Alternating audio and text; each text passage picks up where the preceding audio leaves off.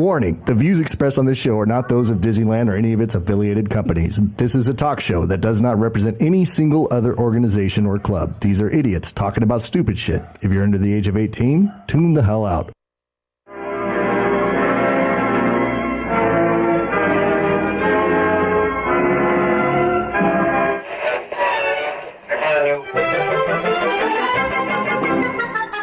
Hello there. So you found your way to Underland. If I were alone for a while, I'd ask the man. Really, I didn't think so. But that's the point. If you don't think, you shouldn't talk. Down the rabbit hole with idiots. Oh, listen to that. Listen to that. Little technical difficulty. Who is that? I'll tell you who it is in just one second. Mine wasn't even I'll on. tell you. It's Missy's mic. Mine wasn't even on. I just turned it on right now. Oh, well, that's why. It was getting RF because it wasn't on. That's fine. Dun, dun, dun. Waiting to the last second, like to push it to the limit, huh? Push Hi. it to the limit. You know how we roll around these parts. How are you? Good. Who all's here tonight? Tom's here. Missy's here. Stefan. And I'm Jake. And Tom, what are we doing tonight? I don't know, man, but it looks like it's gonna be a hot one tonight. We got Is full, it? we got a full house tonight. Yeah, we do. Hey, Maverick. Maverick just showed up with his micheladas and his rainbow hat and keeping it, keeping it. What do we call that? Diversified, Tom. Look at that. He didn't lose Missy's popcorn bucket. I'm so Oh, proud. bring I'm it so, here, I'm Maverick. So proud of- Missy's been looking for that. Did you already pay Maverick for your Yes. popcorn bucket? I'm so Maverick. Okay. I'm so proud of you that you didn't lose it. Yeah. There was- I was a little worried, not going to lie. Here you go. Why was he being double fisted that day? Yeah. And they went He had into, to put him in a locker. and then they went I into was a afraid they locker. were never going to come out There of you the go. locker. You got your popcorn bucket, which you've been waiting for. Whoop, whoop. Yeah, I know. Anyways, what's new, Tom? Anything new in Tom's world? What's going on? I Anything? don't know, man. This rain and cold weather is fucking with my golf game, or lack thereof, I guess. You've been playing golf quite a bit, haven't you? Yeah, probably we're going on a pretty solid on a year now. Yeah? Which is kind of weird because I've lived here for 5 and just started playing golf a year ago. And you're going out and playing 18 holes. What Yeah. are you hitting right now? Are you breaking underneath 100? I range anywhere from mid 80s to mid 90s. Mid 80s to mid 90s isn't too bad at all. On a great day, it's mid 80s. There haven't been mid 80 scores, but there's been a few. So there's been a few good days, but more bad days than good. And where do you usually play at? Paradise Knolls. Paradise Knolls, right here in And then if Flaminant. I go to Birch, and then where's the other new one we've been playing? Mountain Meadows and Pomona. That's a nice course. My cousin used to be the greensman at Paradise Knolls, and that's where I learned how to drive on the golf course. Drive a golf cart. No, That's I learned how to drive, and I took out Wait a one minute. of the things. You started learning how to drive in a car on a golf course? No, in a golf cart. That's how you Well, learned how to okay. drive? Okay. Yeah, that's how I learned how to drive. I was like, I don't know, 7 or 8. And he took me out, and I hit one of the flagpoles and took out the whole fucking thing. And he had If to you go hit a flagpole, that means you were driving the cart on the green. Duh. That's a no-no. That's Well, a I big did. no-no. It was late. Yeah, at so night. I tried to It's go no out. big I deal. tried to think I was going to beat the elements on Sunday, and I went out at like 3 o'clock, thinking it was going to be a good idea. It was cold, and I got to like the 3rd hole. It started raining. I'm like, I can power through this. By the 4th hole, it was pouring, so I had to call it quits. Call it quits. Yeah, Mother Nature has not been playing nice the past. It's like 3 weekends in a row now. It's rained. Yeah. Sucks. Have you decided? Are you calmed down about your Super Bowl win for the Patriots, and are you back to normal life? Oh no, Tom Brady is the greatest ever. I'm wearing Tom Brady hat tonight. That's matter a of Tom fact. Brady hat. TB12. What's Showing the love. TB12? What's That's it. TB12? That's his brand. TB12. He has his own brand. He does. What Showing is the that love. of ball deflators? What is it? I don't know. Just his own brand of amazingness. His own brand of TB12. That's it. You wear this good hat, deal. it makes amazing things happen. So I can't even get TB12. Okay, now I see it. I see. You really got to T3. work at. You got to really work at that logo to pull out TB12. Where's the 12? Do you see the TB12? I You see see it, Steph? T3. Yeah, I see it. I see But only T3. after he pointed it out. Where's the 12? Oh, I see it. Yeah, it looks like Ariana Grande's tattoo. Yep. Nope. I share and I still share as many Patriot videos as I possibly can. I think it really just means he's been teabagged 12 times. Teabag 12. Oh. Anyway, Stephen, anything new with you? Yeah. Yeah? Thanks again for taking me to Hammertown. That was awesome. Oh, yeah. We had a good time. And you Good time. survived. I did. I was a little I did. concerned. I was a little concerned because Steph being one of the very few brothers that was at a pretty much white event, I was a little concerned because I felt like because I was, I'm like Snow White. I felt like I had to like be his liaison if any shit went down. But nothing happened. It was good. Well, I No, think when no. you show up with somebody that looks like they're the Grand Wizard, Who, me? he should be pretty Just safe. By association, Yeah. I'm cool, right? Yeah. Yeah. Blondie and Blonder over here. So I was good. I wore a beanie, this kind of. Oh, so you fit in. Yeah. Plus my hair's white in the front, so that's kind of. Yeah, looking at him. association. Well, that's good because that was definitely in a place where if you went missing, nobody would ever find Well, you. there's a lot of Hispanics there, and he was wearing a beanie, so I just kept telling him to roll his R's when he's talking, and he'll just fit right in. Which, of course, never worked because then all the real Mexicans there were like, this fucker's not Mexican. Who the fuck is he? Hey, but didn't you go see a play the other day? We did, actually. And it was the best fucking thing ever. Wasn't I'm it a assuming. musical? Yes, it was a musical parody of Stranger Things. Oh, that would be great. It was fucking awesome. I'd go see that Actually, shit. is at this quaint little restaurant downtown, and you get there and they offer you a few drinks. There's a bar right when you walk through the door, and you get there and you don't know what to expect because it's just a bunch of people sitting around at tables, and of course you have the stage up there, and so we're just hanging out having drinks or whatnot. Then they start to dim the lights. Everybody starts to clap, and then, bam. The fucking show, it like jumps out at you like immediately. It was so fucking because everything is pop culture. Yeah. The whole thing is pop culture, so they go through all kinds of crazy stuff. So it wasn't strictly Stranger Things. It was Stranger Things plus that was Plus the gist everything. of it. Yeah, that was the basis of the story. But of course they took it to other things that were. And is it one of Pop those culture. like choose your own adventure type things? That's exactly what it was. well. How do they do that? And you're in a play setting. How can it be choose your own adventure? Does Is the it audience vote or something? Well, they have questions and stuff like that. And what should we do?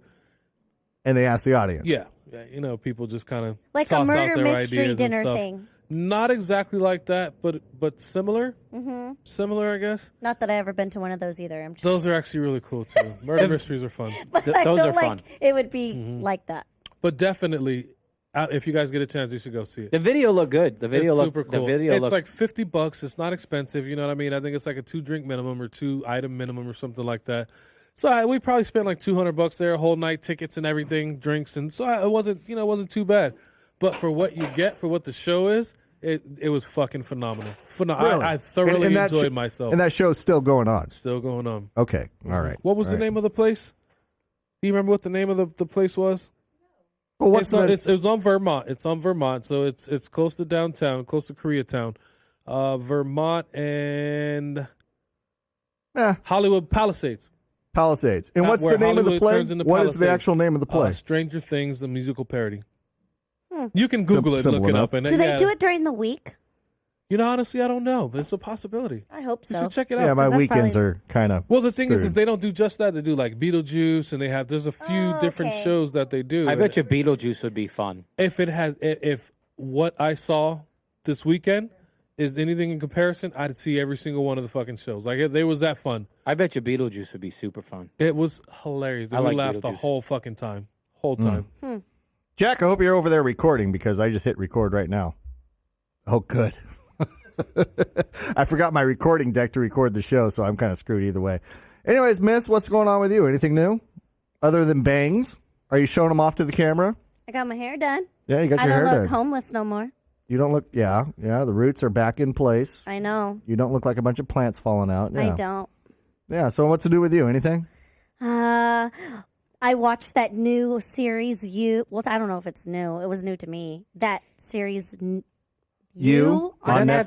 Netflix? Is that stalker Holy shit? shit! That's that stalker show, right? Okay, this It is is Stalker one? fucking good. This is the weirdest thing that I don't understand. But creepy, and I had to watch it all by myself with no one home because I watched it while he was at work. And she Why is doesn't it- like scary stuff. Wait, No. no, even beyond that, women. Okay, of course, no woman wants to really, literally be stalked, and let's, she. No, that's fucking creepy. And I have like this Unless it's a really hot crazy- guy. Then they're cool. I have this But the- crazy phobia of like leaving my when it gets dark. I put all of my shades down. Like I don't know. I don't like scary movies. I don't like the fact of like thinking that maybe someone's looking in. I don't even like closet doors open when I go to sleep. What I'm trying to figure out is the fascination with women and like serial killers and fucking stalking shows and shit like that. Like that's all that crosses my feed these days. What's why? yeah, Why? women It's watching gotta serial killers and Yeah. But what I can't understand... Because it's real life. Like the things that we really think in our head, no, that shit legit happens. But what I can't understand is you don't like scary shit, but yet you watched one of the creepiest Oh, it's fucking shows creepy on by myself. TV right now. You've seen it, Tom? I've seen bits and pieces Bits and of pieces. it. Like I haven't really, but it's one. I want to watch it just because I've seen all the hype about it. Oh my god, it is so good. It's that good. It's so good. I don't know. I see. Like I hope there's a season 2. Yeah, I see on my feed all the time people asking what's good on Netflix. So Missy recommends You on Netflix. Yeah, just don't watch it by yourself. And did keep you all see the that blinds that closed. Seth Rogen is making a movie parody about the Fire Festival? I saw that. Yeah, you know what? I saw that too. The Seth Rogen and who else? There's two guys. There's two players on that are making the parody of the Fire Festival. I can't remember the other guy, but it's somebody known. Somebody I saw that, and I have this sneaky suspicion that it's not going to be good. No, I don't know not. I don't if think they so. do it right, it might be all right. But I don't know how. I think 50 Cent should have something to do with it. Just 'cause He it's should Ja play Rule. Ja Rule and just be a complete like That moron. would be hilarious. Now that would be we funny know if we they know do that. 50 and Ja Rule Anyone really have watch that. the Grammys? The best kind of petty. I didn't. I honestly got so caught up on that show that I knew I was supposed to watch the Grammys, but I totally forgot about it. I didn't. Did anyone watch it? I was watched working. about 12 seconds of it. I just can't do it anymore. I cannot handle today's music. It's just beyond stupid. Tom, that just means you're getting old, man. No, the music. Every is generation garbage. gets to the point where it's like, oh, this new music is crap. I and agree. you've arrived, Tom. Maybe. I agree. You've arrived. Just aged yourself. I guess whatever. At least I know I like good music. I heard that one country artist, what's her name? I'm gonna blank on it, but she won like an album of the year or something, and I thought that was a phenomenal album that I heard earlier this year. Now I sound like an asshole because I'm talking about somebody that doesn't exist. And then what's her name? Deactivated her social media because Cardi B? Cardi B, because she was getting all kinds of shit because she won the Grammy. Let me tell you something. I'm not a fan of her music. I am, however, a fan of her hustle. I cannot be mad at her Cardi for B? doing her fucking thing. Yeah, Dude. she's a fucking household name right now. I think the music is shit. Like I don't enjoy the music, but yeah, oh my god! I think it's all weird as fuck. But am I mad that she's getting paid? Fuck Dude, if no. they- I'm Did happy you for see her. that interview that she did with Jimmy Fallon? I think it was Jimmy it's Fallon. the most uncomfortable 5 minutes of TV you could ever watch. For what? that Jimmy Fallon yeah. interview. Oh, Dude, I was Casey dying Musgraves. laughing. Because it's funny because Jimmy Fallon literally doesn't know what to do. He doesn't know how to talk to her. Yeah, well, I mean, was dying laughing. Casey Musgraves, who I was That's talking it. about, and she got the album of the year and the best country album, and maybe a couple others. I'm not going to look for it, but I Casey have no Musgraves. idea who I she heard is. that album earlier this year, and I thought it was really, really good. So So you she know. deserved it. yeah, she deserved it. Country album. Yeah, Album of the year. I don't know. I can't handle where music is gone. You don't listen to like Childish Gambino? I like some of that stuff. I like, I like some of the stuff that's out, but Cardi B, if they make her Selena, that would just be a travesty. I don't know if that's just an internet rumor going around or It has what's to going be. on. I don't know the story, but Cardi B keeps on getting linked to Selena. As like I saw some people posting that Cardi B's supposed to play Selena in this upcoming Netflix series. I can't see And people are her. losing I their can't crap. see her family ever signing off on that. Selena's, yeah. Is that going to be better or worse than Will Smith as the genie? Okay. I've seen a lot of noise about that the past couple days. Ever People since the are Taylor, pissed. yeah, they're going crazy, and it literally is like a. Like he's not funny. The problem is that they're trying to compare him to Robin Williams, and I'm you not. can't. I'm, You okay, can't. I'm not going to It's compare him. impossible. It's impossible. But he's not funny. Like he's not. He's I Men watched in Fresh Black. Prince. It was pretty cool. Meh. I like Men in Black movies. But I don't. Man. But I think with what we've seen so far, I don't think it's fair to judge yet because I don't think we've seen enough. You literally I'm get about saying- 4 seconds of seeing him as the Blue Genie. Honestly, Dude, all I'm somebody- saying is it better be good because I used to watch that as a kid because it came out when I was a kid and I used to watch it on repeat. So that better be good. But that's not the only thing that I know they're going crazy about Jasmine, the one who they casted for Jasmine because she's British. So that's a whole nother issue. So she's not. Hold on. You want to say something, Brandon? What are you She's not saying? from Agrabah. That would be correct. Yeah, I hear that the Papa Smurf is getting mad about the blue face from Will Smith's character with the genie. So I Oh, just Papa wanna- Smurf. It's Smurf racial appropriation or something that's going on? Yes, exactly. Hey, who is sitting next to you hiding that MAGA hat that's sitting right there? This is my very good friend Dion. They'll let anybody in this motherfucker, huh? So we got, Well. yeah, so we got Dion sitting in. Dion, well, but Brandon, pass over your mic for a second. I mean, one second. we just spilled the beans. Pass that over. So Dion's hanging out with us. Dion, what are you doing in town, man? This is a long way from New York. Now we're just passing through a little layover here for a few minutes. Layover. Well, where are you on your way? Where are you going? Japan. Japan. Nice. Well, Japan. thank you for stopping You're going by. to Japan? Are you going to Tokyo Disney? No, I can't. I can't. I was going to Yeah. say, take me with you. I'm out. Hey, Dion, so, I mean, how's life been going with all this Trump notoriety, Trump banner drops? I mean, is it starting to affect you in your personal life? Are you getting recognized Really, going no, down the street? I've been under control. Under control. Media is very easy to control. Sure, I have it. Media is easy to control. Yep. Yeah. So, I mean, but do you ever get stopped on the street when you're wearing your MAGA hat and say, Couple hey, you're times, that guy? Couple times. Yeah, a few times. Ever sign any autographs or anything like that yet? Couple. Dude, people were Really? showing up to the Grammys wearing like there was one actress or musician that showed up wearing like a Build the wall. dress that looked like Pink Floyd, Pink Floyd's the wall. and it said build a wall. And then she had the purse that said, "Make America Great Again." So I'm sure that caused all kinds of an uproar. No, I think the dress said "Build the Wall," right? Or was yeah, that just build the me? wall. It said yeah, build the wall. There was in a the few, style of Pink Floyd. But that's the same girl that was wearing that big Trump dress last year, and she got all kinds of press for it. And so, she has to go back for round 2, I'm assuming. There was a few that showed up wearing Trump stuff. Yeah?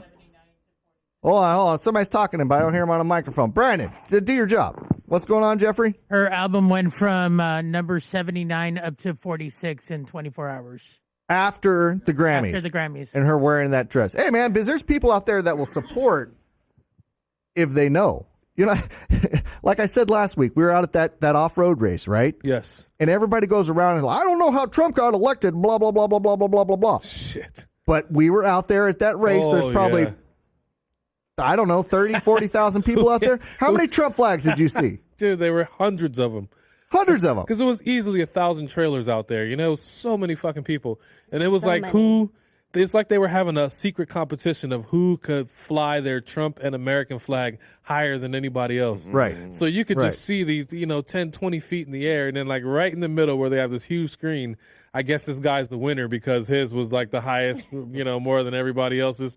It was pretty fucking hilarious, actually. Yeah, Well, people, I mean, as we drove in through the gates, there was at least 10 that I counted before we even got through the gate. oh, there was hundreds. Oh, yeah, there's that dress, that build the wall dress. Surprisingly, I only saw 2 Confederate flags.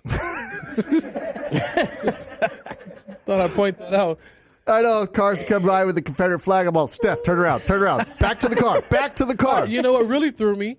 The number one choice of music there Was not Was country. hip-hop. was what I wouldn't really call it hip hop. Well, whatever. Rap. Yeah, it was rap music. Well, I just heard remember, more rap White music. people love drinking their Coors Light and getting crunk, man. Sure, wearing what black they do. faces too. Hey, just remember when you hear Why are you when trying you to see be the prejudiced? when you see the Confederate Trying to flags, as put long as you don't country hear music with white banjos, you're people. all right. As Yeah, as long as you don't hear banjos. long as right? there's no banjos, you're all right. I'm Banjos are cool. No, not. You know what kind of banjos I'm talking about. I'm talking about.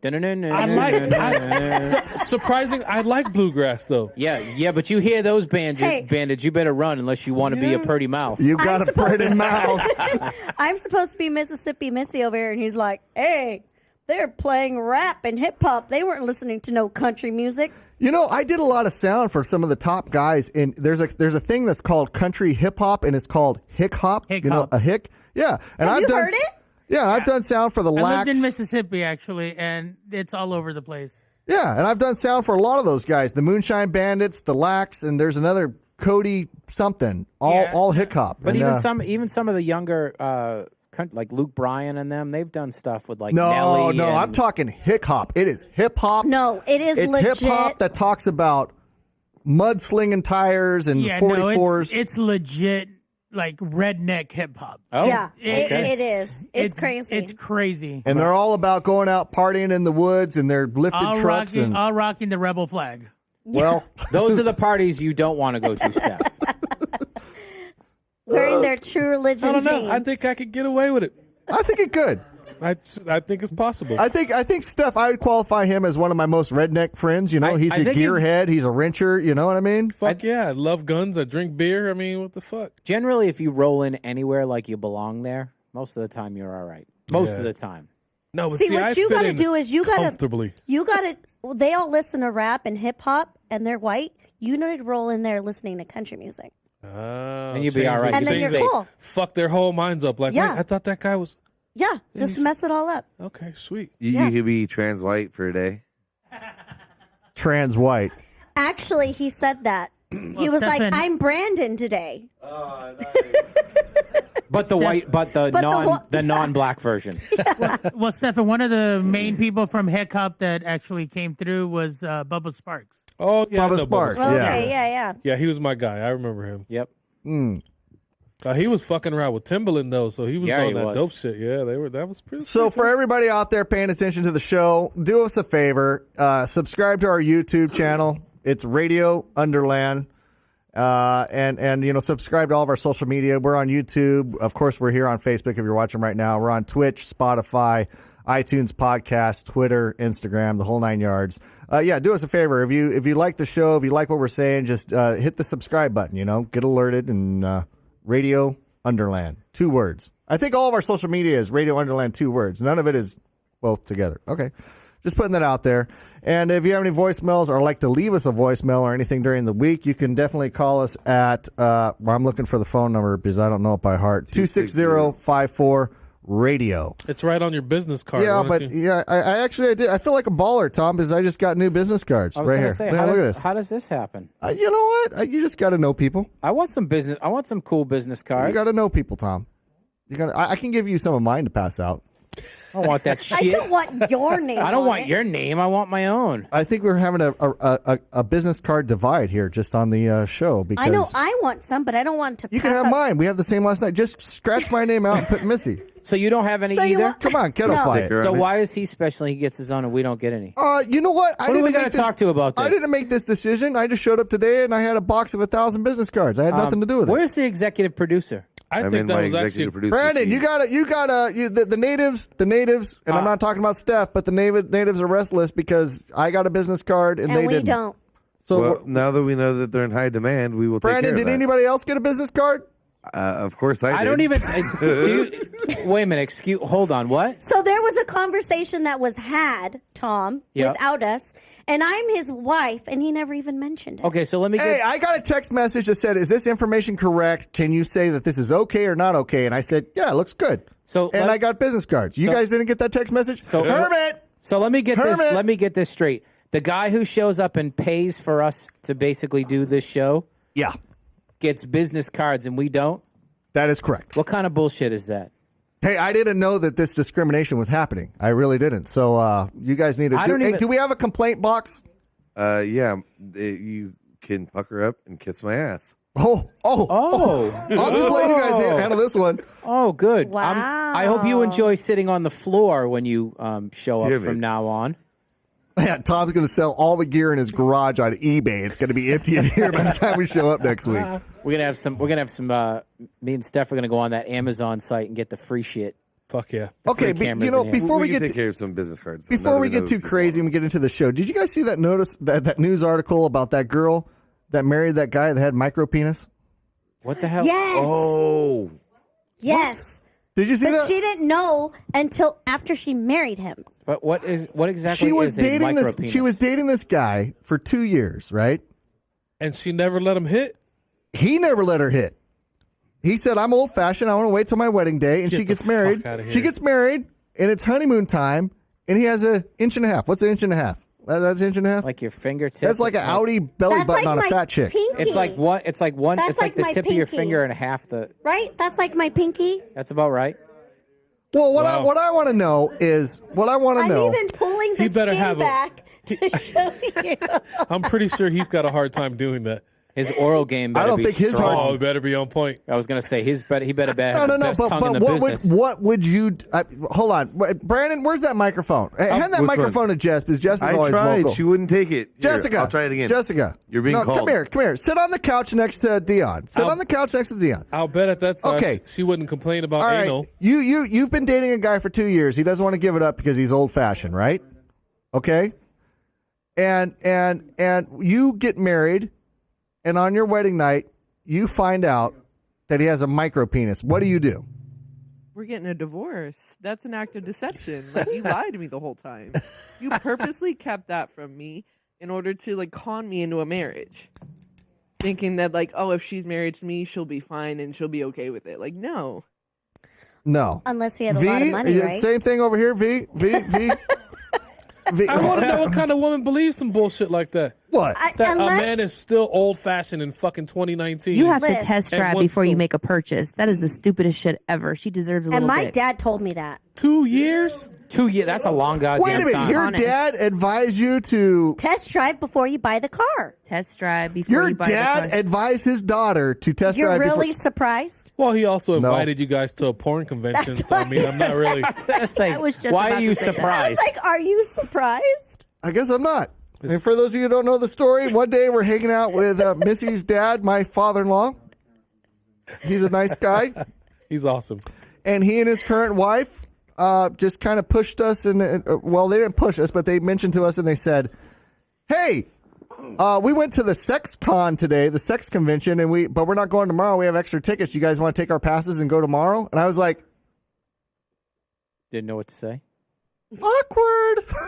Did you take him? No. Why not? You should have. No, I would have took him.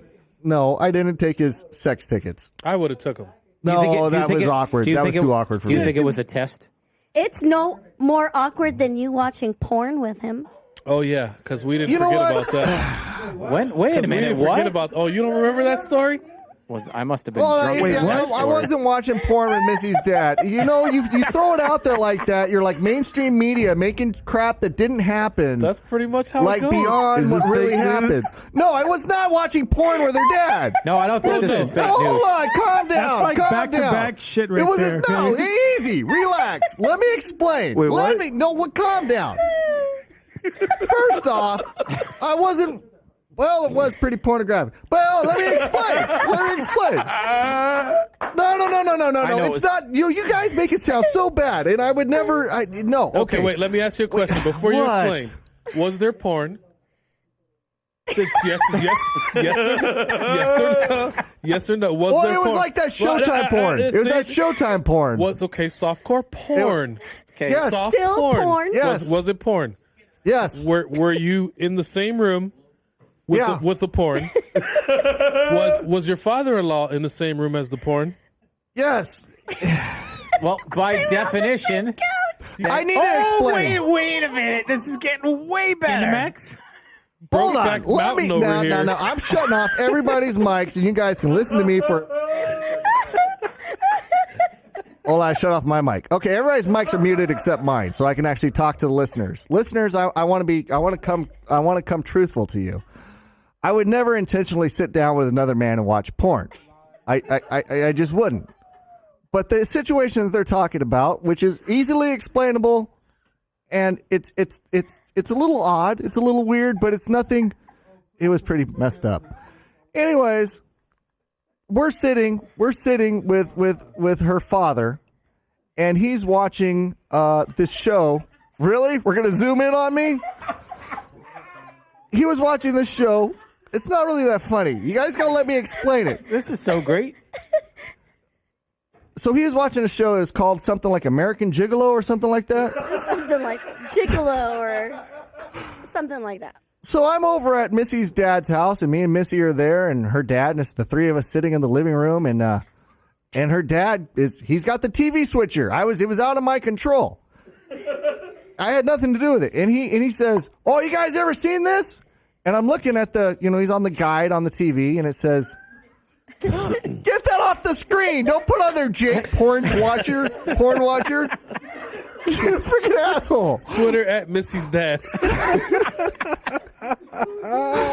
So her dad says, "You guys ever seen this American Gigolo whatever thing?" I don't know if it's called American Gigolo, but it was a guy that was a male prostitute in Las Vegas. He said, "Oh, this thing's so funny."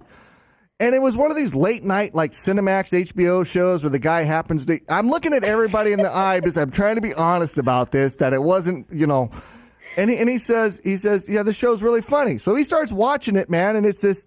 There's gay sex going on and sex all over the place, and in a normal rated R movie, there's a sex scene, but it's in an acceptable amount of time.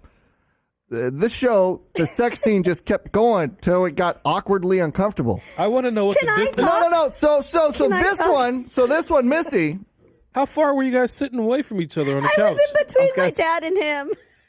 While watching gay sex. And so we're watching gay sex scenes, and I'm feeling uncomfortable. He's laughing like it's the funniest shit he ever seen. And I'm like, I don't see what's funny about this cornhole tournament that's going on in front of my eyes, but whatever. And I'm like, it's not my house, it's not my TV remote. What do you do? What's Missy doing? What do you do? Missy got up and left. She got up and left me with her dad watching porn. Gay porn. Okay, so Gay sex porn. at the Cornholing, time, I think he called we it. have a second master bedroom at my dad's house, and so we set up my old room in the downstairs master bedroom when we would go and visit. So it just got I can't believe you left me there with your dad really watching that crap. awkward. So I just got up and left, and I went to bed, and I texted him. I was like, "That was just so weird." I came to bed.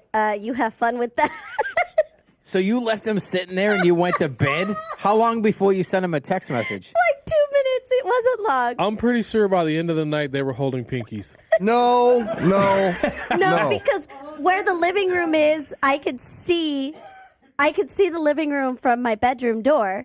So I'm looking straight at them, and I'm dying laughing in bed, and my dad's sitting there cracking up thinking it's hilarious whatever they're watching. I didn't think that was funny at all. Was Jake sitting there like he had sleep paralysis?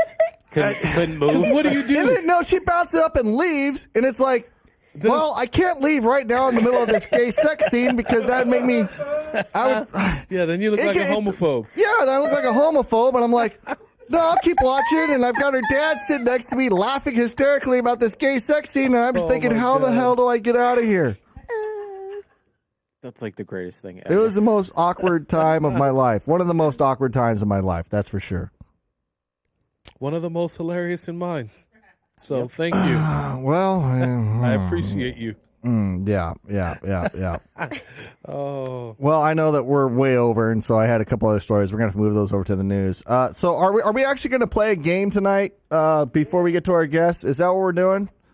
Who's? I hear somebody talking, but they're not on mic, so I can't hear them. Who's talking? Who's talking? Are we doing game first or guest Are we first? doing game first or are we doing guest first? I think we're doing Dion, guest what? first.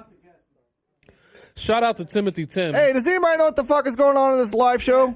It's a new fan, new watcher, Timothy Tim. Shout out. Oh, all right, go ahead. Roll the video. I'll mute my mics. Let's go. There's a time and a place for everything, and the people who run Disney World say the happiest place on earth is not the place for political statements. But when a diehard Trump supporter displayed his love for the president, he tells Diane McInerney that he was banned from Disney World for life.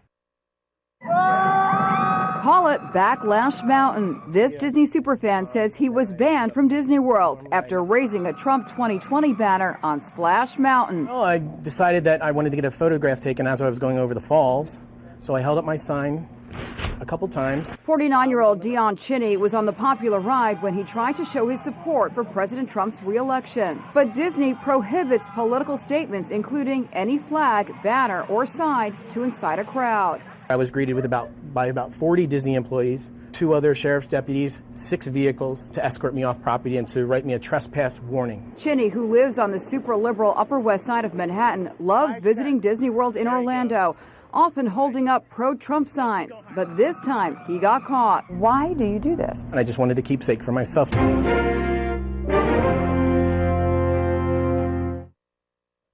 So yeah, and we kind of introduced him earlier, but Dion did stop by to say hi today, which we're grateful that Dion stopped by. I mean, of all the shitholes you could go to, he chose this shithole. I mean, I'm not saying your house is a shithole, Tom, but you know, I'm sure a lot of people like to have him on their podcast.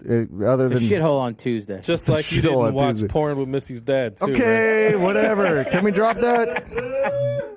Anyways, so Dion, so last I heard from you. You had been, for the second time, this is the first time you dropped a banner in front of the train station at Disney World, and that time you were escorted out. The second time, you did that little stretchy banner, like the one you have in your hands, on Splash Mountain, and you were escorted out by a bunch of cops in the whole 9 yards and all that kind of stuff, and his mic better be on, Brandon. Check 1, 2. There it is. It's there. So what's going on with that last time regarding you getting kicked out on Splash Mountain? Is there a case going on? Is anything going on with it? Can you even talk about it? I can't. No, there's no case going on right now. No case going on right now. So did that ban you from all parks, or what was the deal? It did. The big sign that let me back in. So I got banned after I put down the big sign, and they said, "Come on back. Just don't hold up any more bands to incite a crowd or disturbance of the peace or whatever they say." I said, okay, I will not. I promise. I will not put up any more giant signs again, ever. So, period. So then I just hung up the little banner, like you just saw there. Yeah, like that one. That's a little sign. But does that little sign really incite people? Well, not if you're holding it up for about a half a second on Splash Mountain. That's all it really was up there for. And who sees it other than the people that see the photos, I guess? I do. Well, I know you do, and I'm saying in terms of inciting something. No, nobody. Because before, and I haven't really told this story. It's almost like an exclusive. But when I was on Splash Mountain, before I went over the falls, I popped it open because there's 8 scenes in Splash Mountain before you go over the falls. And I just kept popping it over to make sure everybody would be okay with me doing it. And everybody was like, yeah, do it, and cheers, and just have fun with it. And so that was really wasn't offending anybody. Gotcha. I see a listener. I see a listener in the comment that says he should do that at the Compton Courthouse. Tom, would you go with Dion and drop a flag at the Compton Courthouse? Fuck no, I wouldn't. No, Yeah, Steph. why not? I wouldn't even go to Compton Courthouse. No, Anywhere. thank you. I'll just pay that fine. That's no Your Honor. disrespect to Dion. I mean, I just wouldn't go to Compton. I mean, Not a big fan. Is the black Compton's cool? Is the black community, and I'm directing this to Steph, because you're the closest that's in this room right now. Of course. So automatically, I know. Well, Compton, right? speak for your people and shit. But is the black community? No. Oh, I'm just asking. Let's ask Brandon. Let me ask Brandon. Let me ask the other black man in there. Brandon, what's up? Is the black community as a whole, are they pretty much opposed to Trump? No, actually, Trump has the highest percentage of black support presidents in our modern time. And we're going to have a game. Well, I guess so. but you're saying that the black community supports Trump. Say that one more time. Yeah, the black community has the highest percentage of support for Trump of any president in our modern time. What about Obama? No, even higher than Obama. You mean to tell me that the black community supports Trump more than they supported Obama? Trump put them back to work. Obama had left them without jobs. Steph, put them commentary? back to work. He put them back to work. Yeah, because they're under Obama it was all about handouts and let's get free stuff, and Trump has he has added more jobs. Back to work sounds more like slavery than but that's not, of course, what I mean. He gave them jobs or helped them get jobs. Yes, he provided jobs for the economy, in which put the black community back to work. Don't worry, y'all get on back to work now. I don't think he said it like that. No? Okay, I just... So, my bad. But that's what I mean. I thought he's allowed to talk like that. Who? Brandon? No, we were talking about Trump, not him. Oh, Yeah. I was like, No, I he's just black, imagine remember? Trump saying that. Oh, So Brandon, you're telling me that you and Steph's people Support yours and Trump Steph. more than any other president in our modern time, yes. really? I find that shocking. Tom, do you find that shocking? That Brandon supports Trump? No, that Brandon's people, because he identifies as trans black. Yeah, I want to find the percentage. Hey, did you ever tell Dion? I know you were driving around with Dion today. Did you ever tell him that you're a black man? I have to say, it never came up in conversation. Wait, can I stop for 1 second? Your buddy, Charles, agrees with you. Is he in the comments? Yes! Shut the fuck up. He said, I hate to agree with Brandon, but he's right. Hey, you know, it is what it is. But I'm telling you, yeah, it's true. Charles, send me a Marvin the Martian t-shirt. I want one of your shirts. There you go. Yeah. Yeah. So anyways, yeah, so I have to say that never came up in conversation, though. Yeah. So anyways, Dion, the last time that I saw you in the media was with the Splash Mountain thing, and I know that you've done a couple drops at Ranger games and stuff like that. So what's going on in Dion's flag dropping world? Since Splash Mountain, what have you been doing? I'm trying to keep a low profile ever since Dizzy. They sort of fearful of him, I guess you'd say. But I'm actually waiting for Trump to come out and actually use the "Keep America Great" slogan. And when he does that, the very next day, you'll see Dion all over everywhere. And Dion, I mean, I know you get asked this all the time, but why do you do this? I don't know. It's not so much just for Trump, just more for the country. For the country? Yeah, sure. Sort of like an extension of even just being in the military. Yeah.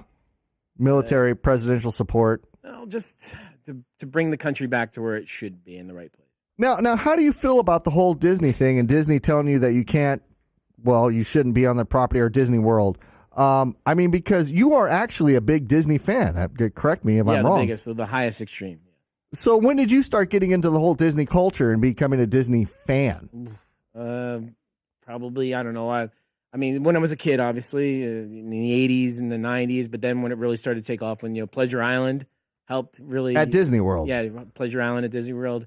Really, when it started. And for those of the people that are listening that don't understand what Pleasure Island was, describe what Pleasure Island was at Disney World. It was I guess it was sort of almost like a Studio 54 times 10.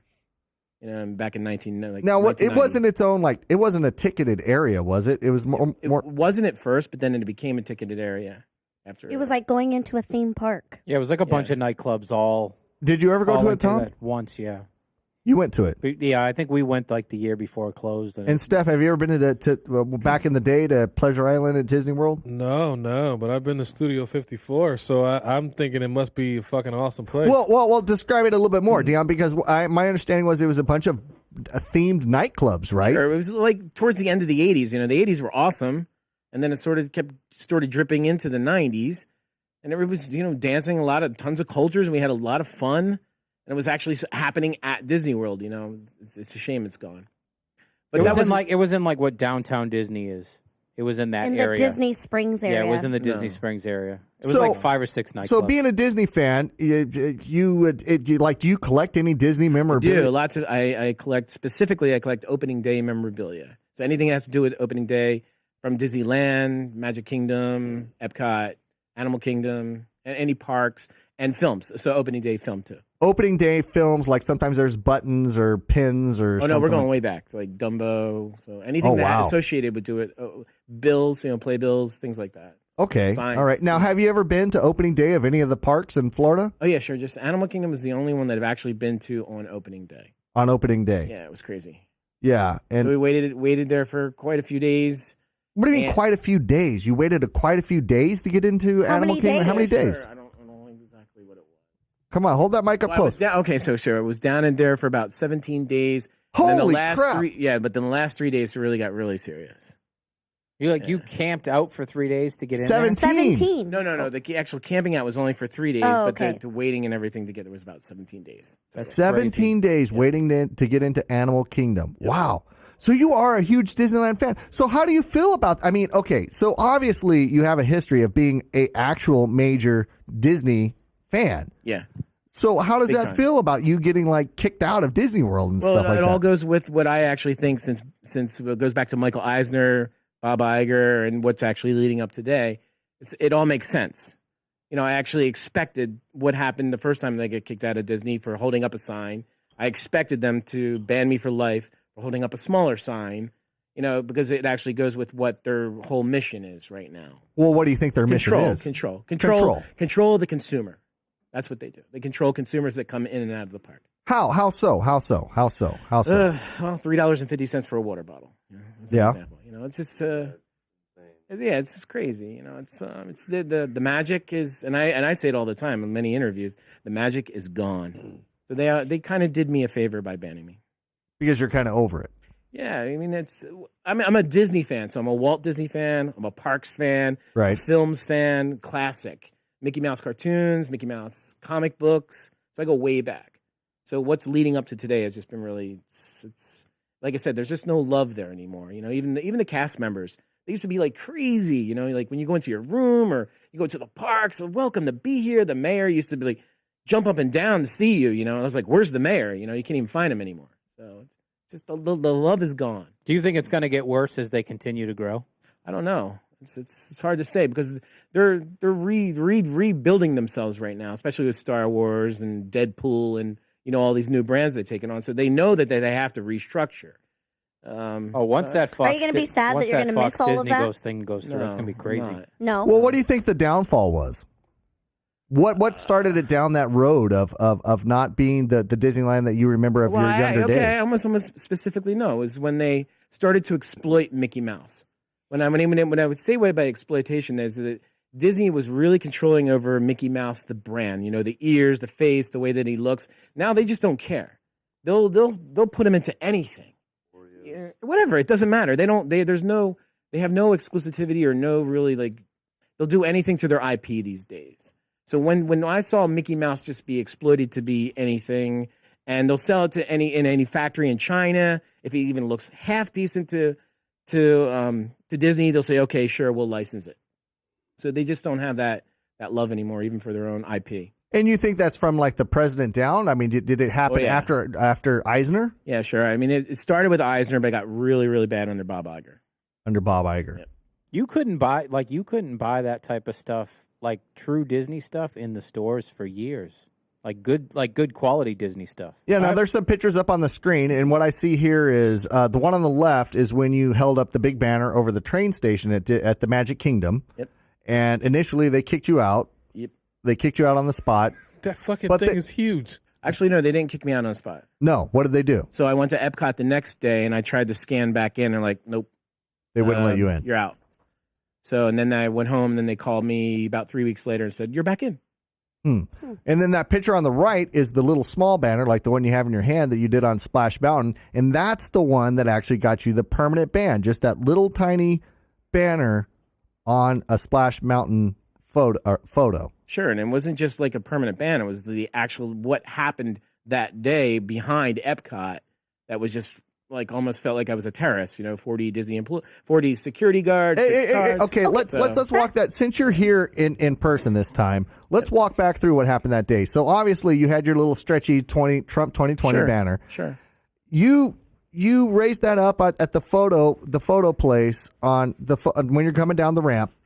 What happened after that? So it started earlier in the day. So I did Space Mountain, Splash Mountain, Dinosaur. So I went to 3 parks with a friend of mine, and we went on everything. And we popped the banner just to sort of find out whether or not they'll come after me for doing it.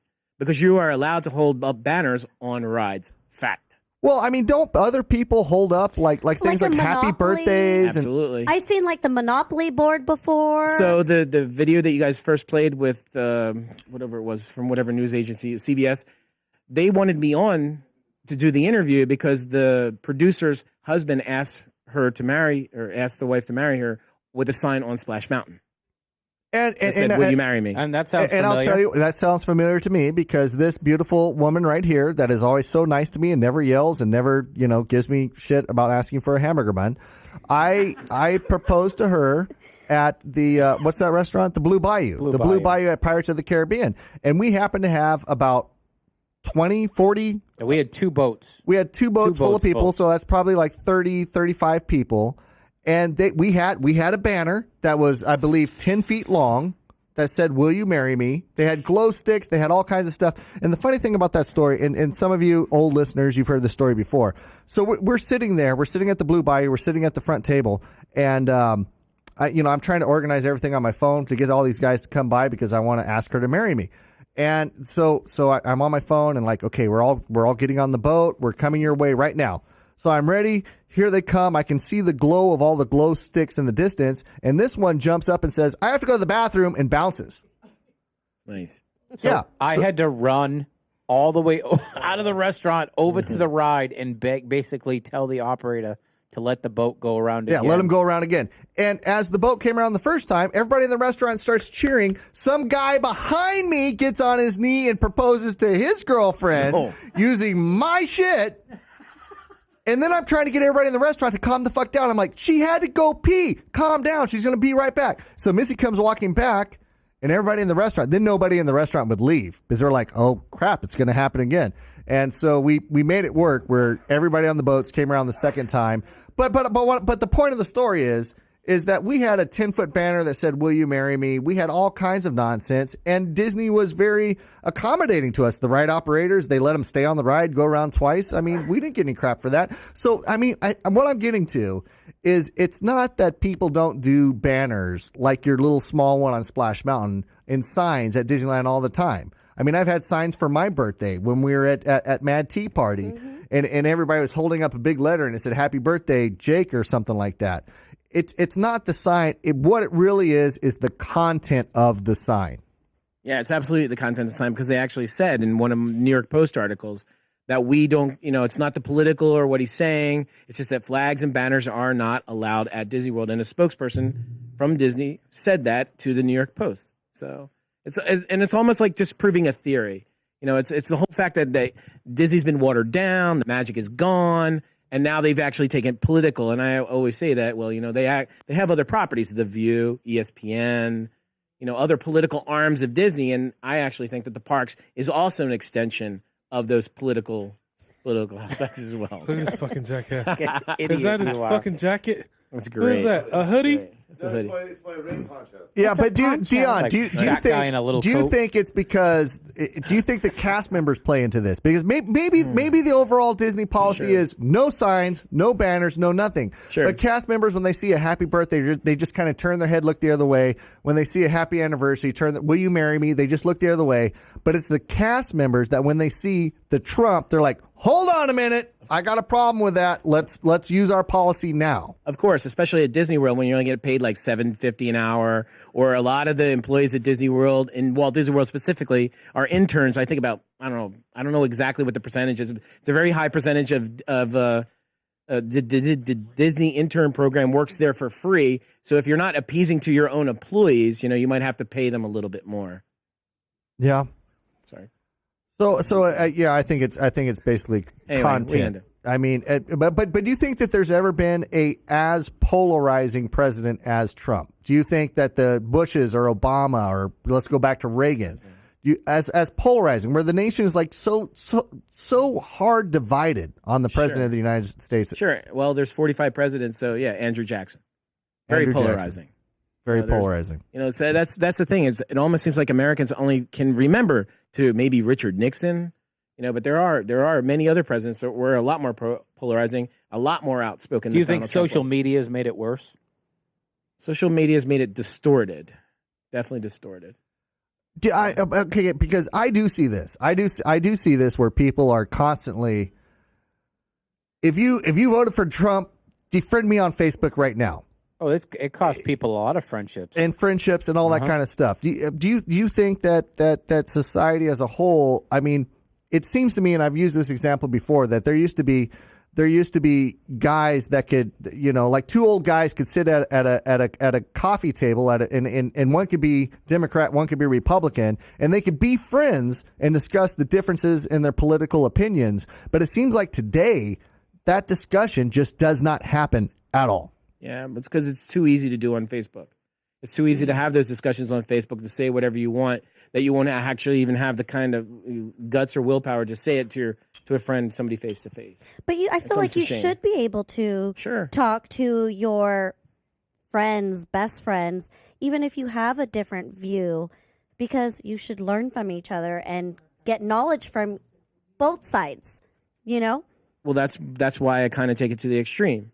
because maybe I can't have these kind of conversations with anybody in New York City. Mhm. So the only way I can have my conversation is just put up a Trump 2020 sign to have that conversation, because I can't do it anywhere in New York. So it invokes the reaction. Yeah, sure it does. Sure. And do you find when you're out there, because I've seen you at like feminist marches, all kinds of stuff out there waving that Trump banner or flag, and I know it's pissing a lot of those people off. Does anybody come up to you and actually have a real conversation? No, nobody. Nobody. I mean, obviously, a couple of people on the right. Thank you. Thank you for what you're doing. You speak on my behalf. But on the left, nobody wants to have a conversation with me. Just get out of New York City. You don't belong here. Like even being so called as white trash. In New York City, I can understand if I was in Arkansas, but living in the Upper West Side of Manhattan, calling me white trash. It's really like, wow, what's going on here? All I'm doing is holding up a sign. Why don't you just hold up a Hillary sign? Why don't you hold up a Biden sign and impress me? Today, it's easier to yell and to offend than it is to have a conversation. Well, I think this goes great into our next guest. And Dion, keep the microphone. In fact, Jack, switch microphones with Dion because that microphone keeps buzzing. But on the phone, we have our guest for the evening, and his name is Clark Cavolo. And hang on, let me bring up Clark. Clark, are you there? Microphones with Dion because that. Hey, I just real quick while we're bringing him up, there was a poll that was done, and it says that 32% of African Americans polled feel that life has been better since Trump's election, whereas only 16% said that after Obama. So twice as many young blacks feel that life is better now under Trump than under Obama. Yeah, but what's the market they're going after, though? I'd be curious to see what the demographic of that was. I'll send it to the group. It's yeah. No, I don't mean the race. And tell Clark to turn down his audio. I'm already hearing an echo. Huh? You mean like Philly or Mississippi or? Yeah. Okay, yeah, sure. Even I'll send it to you. Yeah, age group and even age group and then like geographic location. I'd be curious to see where that poll was coming from. I'm not saying it's not that there isn't some relevance to it, but it plays into it. It always plays into where it is. Yeah, of course it does. Well, I'll send that to you. All right, so on the phone, let me see if I can pull him up because he's listening to the show and I heard the echo. Clark, are you there? Clark. It plays into it. It always plays into where it is. Yeah, you got to turn down your playback because you're going to hear it on a delay. Let me see if I can pull him up because he's listening. Oh, nice echo. I feel like the old FM radio days where we have all the stuff going on. Yeah, you got to turn down your playback because you're. I love this echo, Tom. It's like a show within a show. It's a show within a show within a show. Like the old FM radio Just in case you missed something. Stuff going on. And he looks so, it's like mind blown right now. He's like, I don't know what's going on. It's like a show within a show. It's a show within a Oh, it's getting worse. It's getting so good. It's getting worse. Oh, this is getting good. So it's like It's like an endless pyramid. His brain is exploding. Oh, it's getting worse. It's getting so good. It's getting worse. Oh, this is getting good. It's like an endless pyramid. I can't stop it now. Exploding. Oh, it's getting worse. It's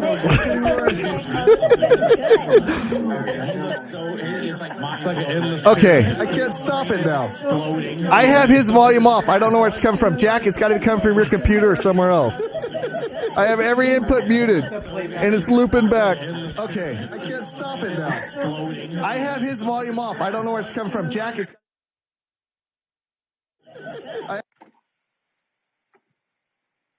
Somebody just stopped it right there. What was that? What did you just turn off?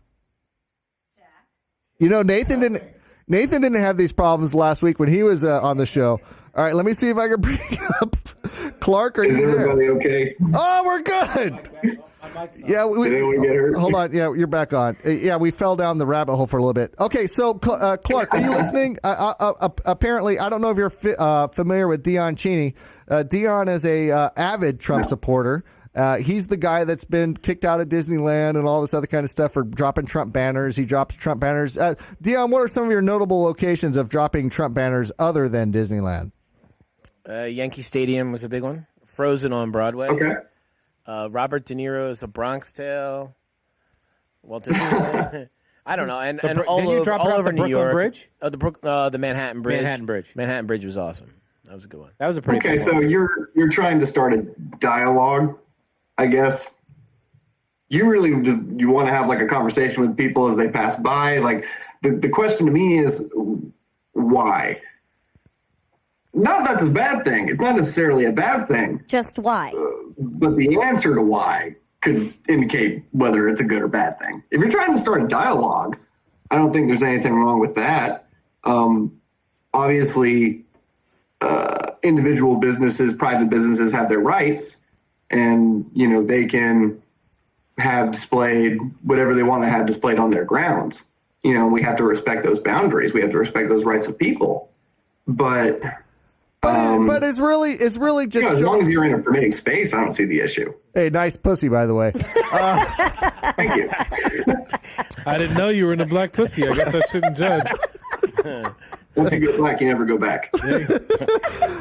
But okay. But let me ask you this: is like and we'll get to your whole agenda here in a second. But should something as a MAGA hat today, like I heard somebody describe the MAGA hat as the new KKK white cone sheep, and Tom, do you feel like the MAGA hat really represents like that kind of hardcore racism? No, that's my opinion. I don't think it does. I think that's pushing it. Clark, to you, what does like a MAGA hat represent to you, Clark? Whatever it represents to the person wearing it. Well, that's true. I think that's really what it comes down to. It's really the person wearing it and what they represent. Well, I guess exactly. while wearing the hat. So someone sees that and they think that it's a hood, which, by the way, I mean that's a very dangerous historical comparison. I mean that's if you don't know your history, you're bound to repeat itself. And so if we're going to try to put those two in proportion, we're kind of like downgrading the seriousness of what the Ku Klux Klan was in the Reconstruction era. And that's dangerous. That's a dangerous historical comparison. But yeah, it's whatever the person wants it to mean. All right. Well, first, before we get too far, Clark, describe who you are and what you do. Give your just spill us out your little bio of who you are and your former history.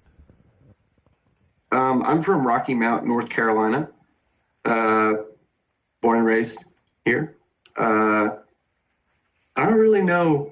I never have a good answer to that question because for me, it's just about the interactions that I have with people, whether that be in a phone banking capacity, which I did for a lot of political campaigns, or in telemarketing, which I did for several years. Well, are you a politician? For some reason, I'm always obsessed with talking about the uncomfortable topic of politics with people. Talking about politics with people who aren't necessarily inclined to it. Right. So, are you a politician or an activist? I don't know. I have run for political office before. I ran in 2017 for a city council spot here. I ran for Parks Board back in 2016 in Isla Vista, California, when I was working there. That's actually how I met Brandon. Y'all's EP was through running for Parks Board in Isla Vista. But those were just two different opportunities that I had along the way to meet people.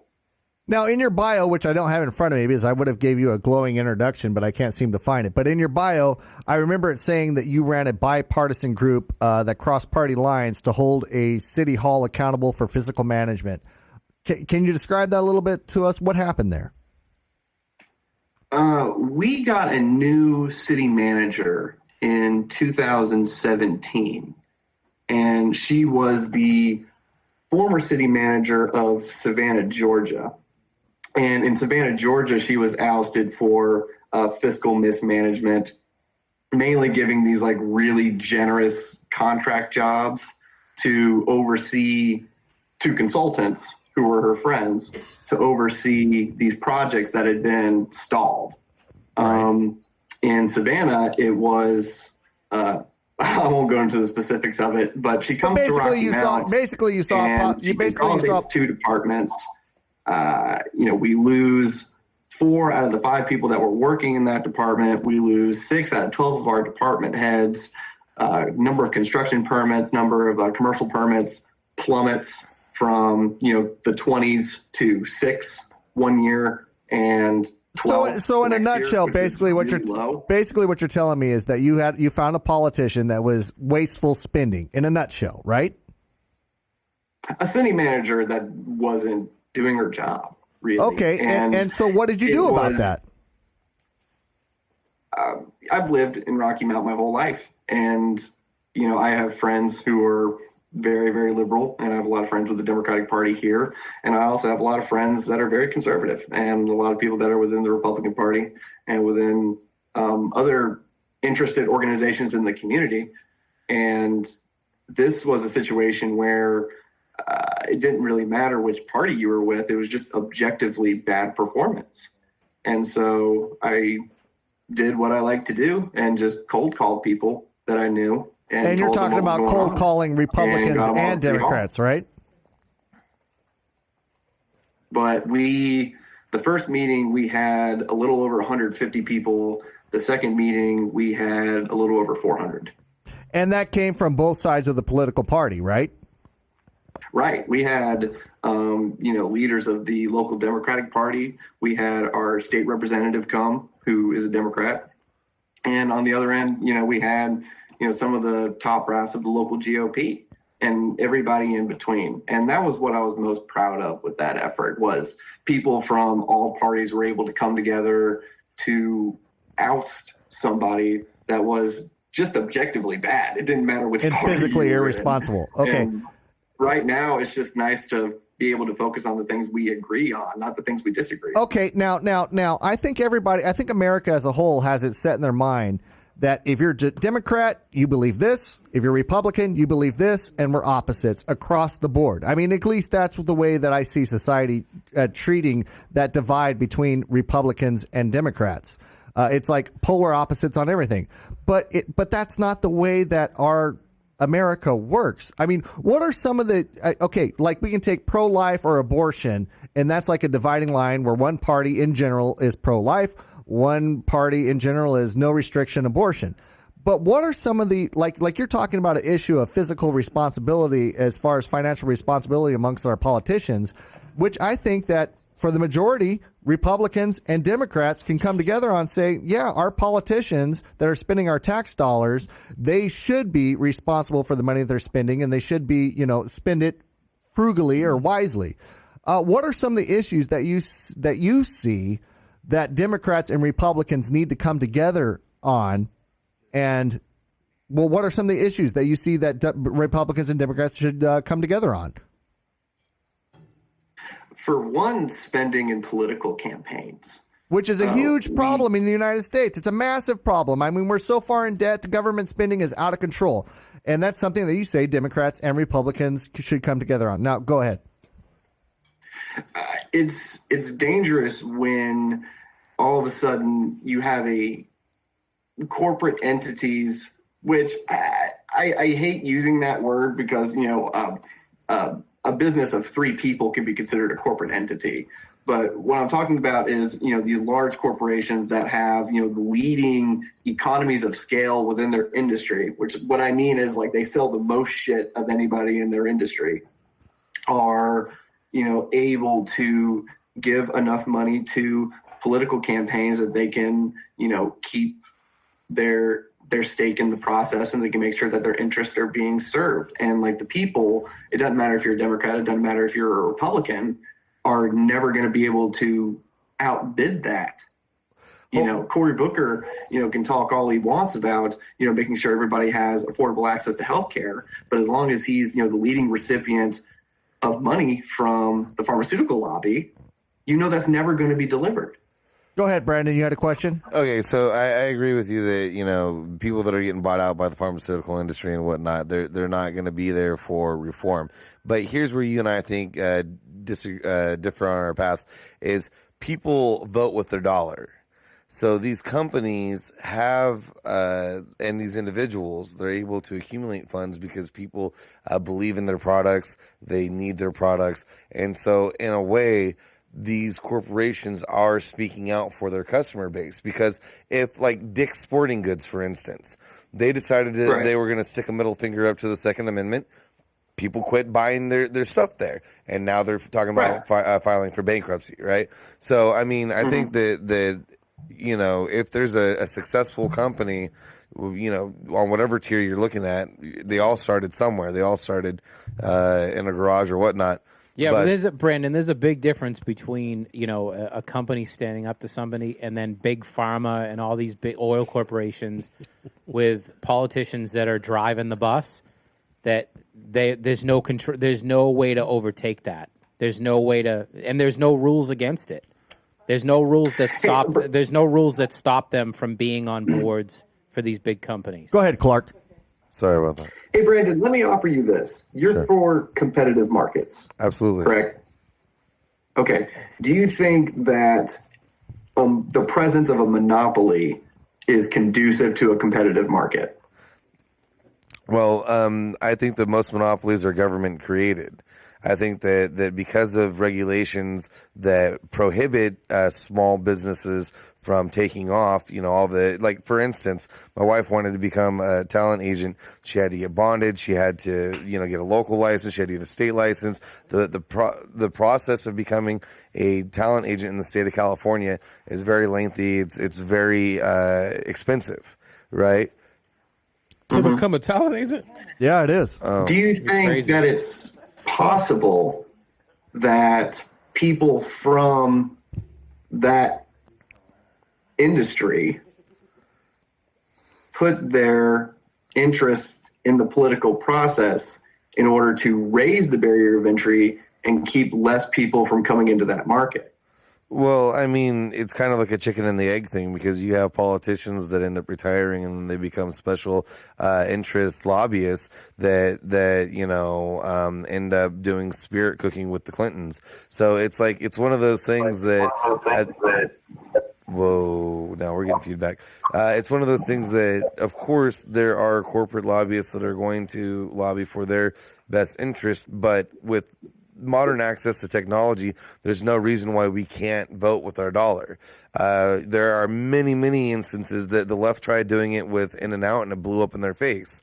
There are many instances where boycotts, buy-ins, that people will vote with their dollar. And if they don't like what someone's doing politically, they just won't shop there anymore. There are so many different options in today's day and age. I agree with that, but what we've seen in literally almost any industry you can possibly think of, from telecommunications to energy to the beer you're drinking, is what happens is you naturally have a large amount of businesses in the same market to begin with, and then over time they continue to get eaten up by one another, because you can do a leveraged buyout on any of them, you know what I mean, and you're smart in doing so because you can take their market share in doing so. And what happens is that, for instance, I'll take beer for instance. After Prohibition, there were like 250 regional breweries in the United States, and up to now you have Anheuser-Busch, you have Molson Coors that have 80% of the beer market right now that go to two players. Okay, well let's get out of the. In order to get more market share, you can have politicians bring down antitrust regulations so that you can continue to monopolize the market. What the fuck is what's with Nacho Libre over here? Sometimes I wear stretchy pants for fun. He's pro-Hispanic now, or trans-Hispanic. Are you trans-Hispanic over there, Brandon? You trading your chitlins for beans? Oh, don't make him laugh! Don't make him laugh like that. Last time he laughed like that, he died in my garage. I can't even do it. I wonder if we can get him involved with the midget wrestlers. Maybe like a 2-on-1 thing. Yeah, can you just identify as a trans black midget so we can get you in some pro fights? You could be like the Andre the Giant of midget wrestling. He actually looks like he should be in like the Special Olympics now. Oh, easy. Hey, okay. So, but one last I thing. seriously can't take you serious. All right, hurry up, because I want to get into the personal side of this thing.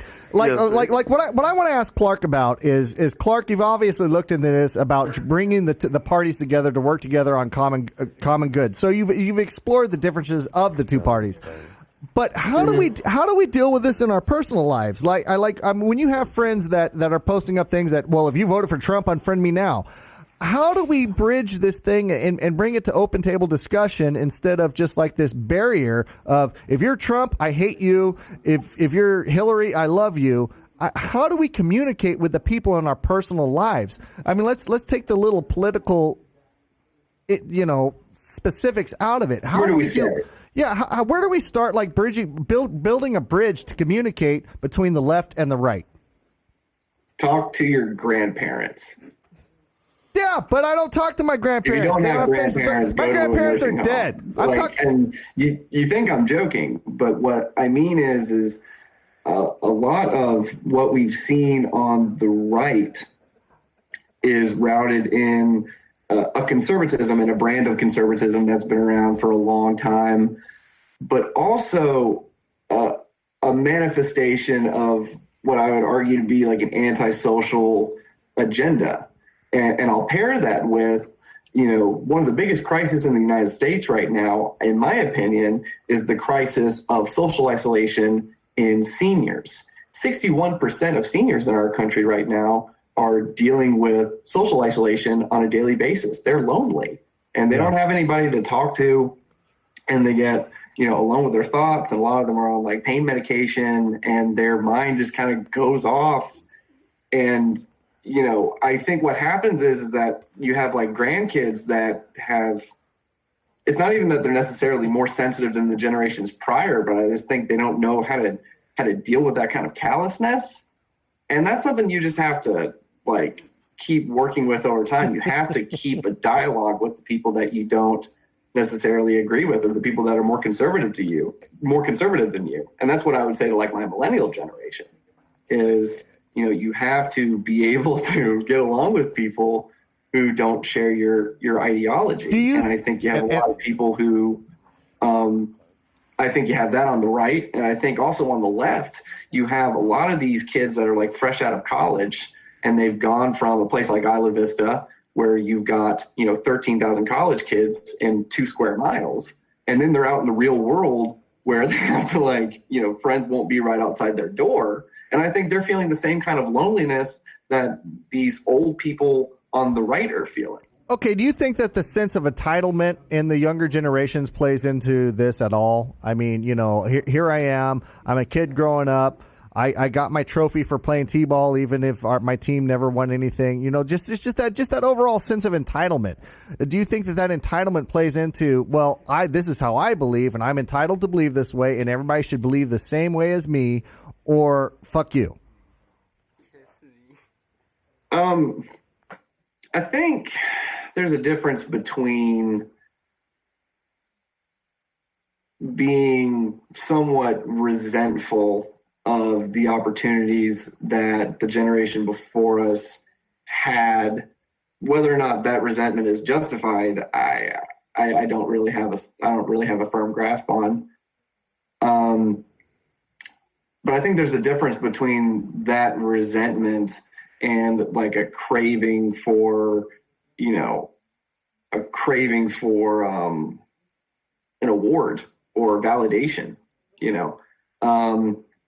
I think there's a lot of angst right now with my generation, and I think most of it is routing back to debt. I think we have a lot more debt at a young age that the generation before us doesn't really know how to relate to, and I think that's just made us like kind of bitter. Oh, I disagree. I got friends that are still paying off college. Yeah, and Tom here is 95 years old. Clark, how old are you? Clark, how old are you? And looking at like the cost of college going up the way it has, even in the last 30 years, I can see where that resentment's coming from. So I think it's a little bit, I think the right uses the term entitlement to kind of disarm the complaint.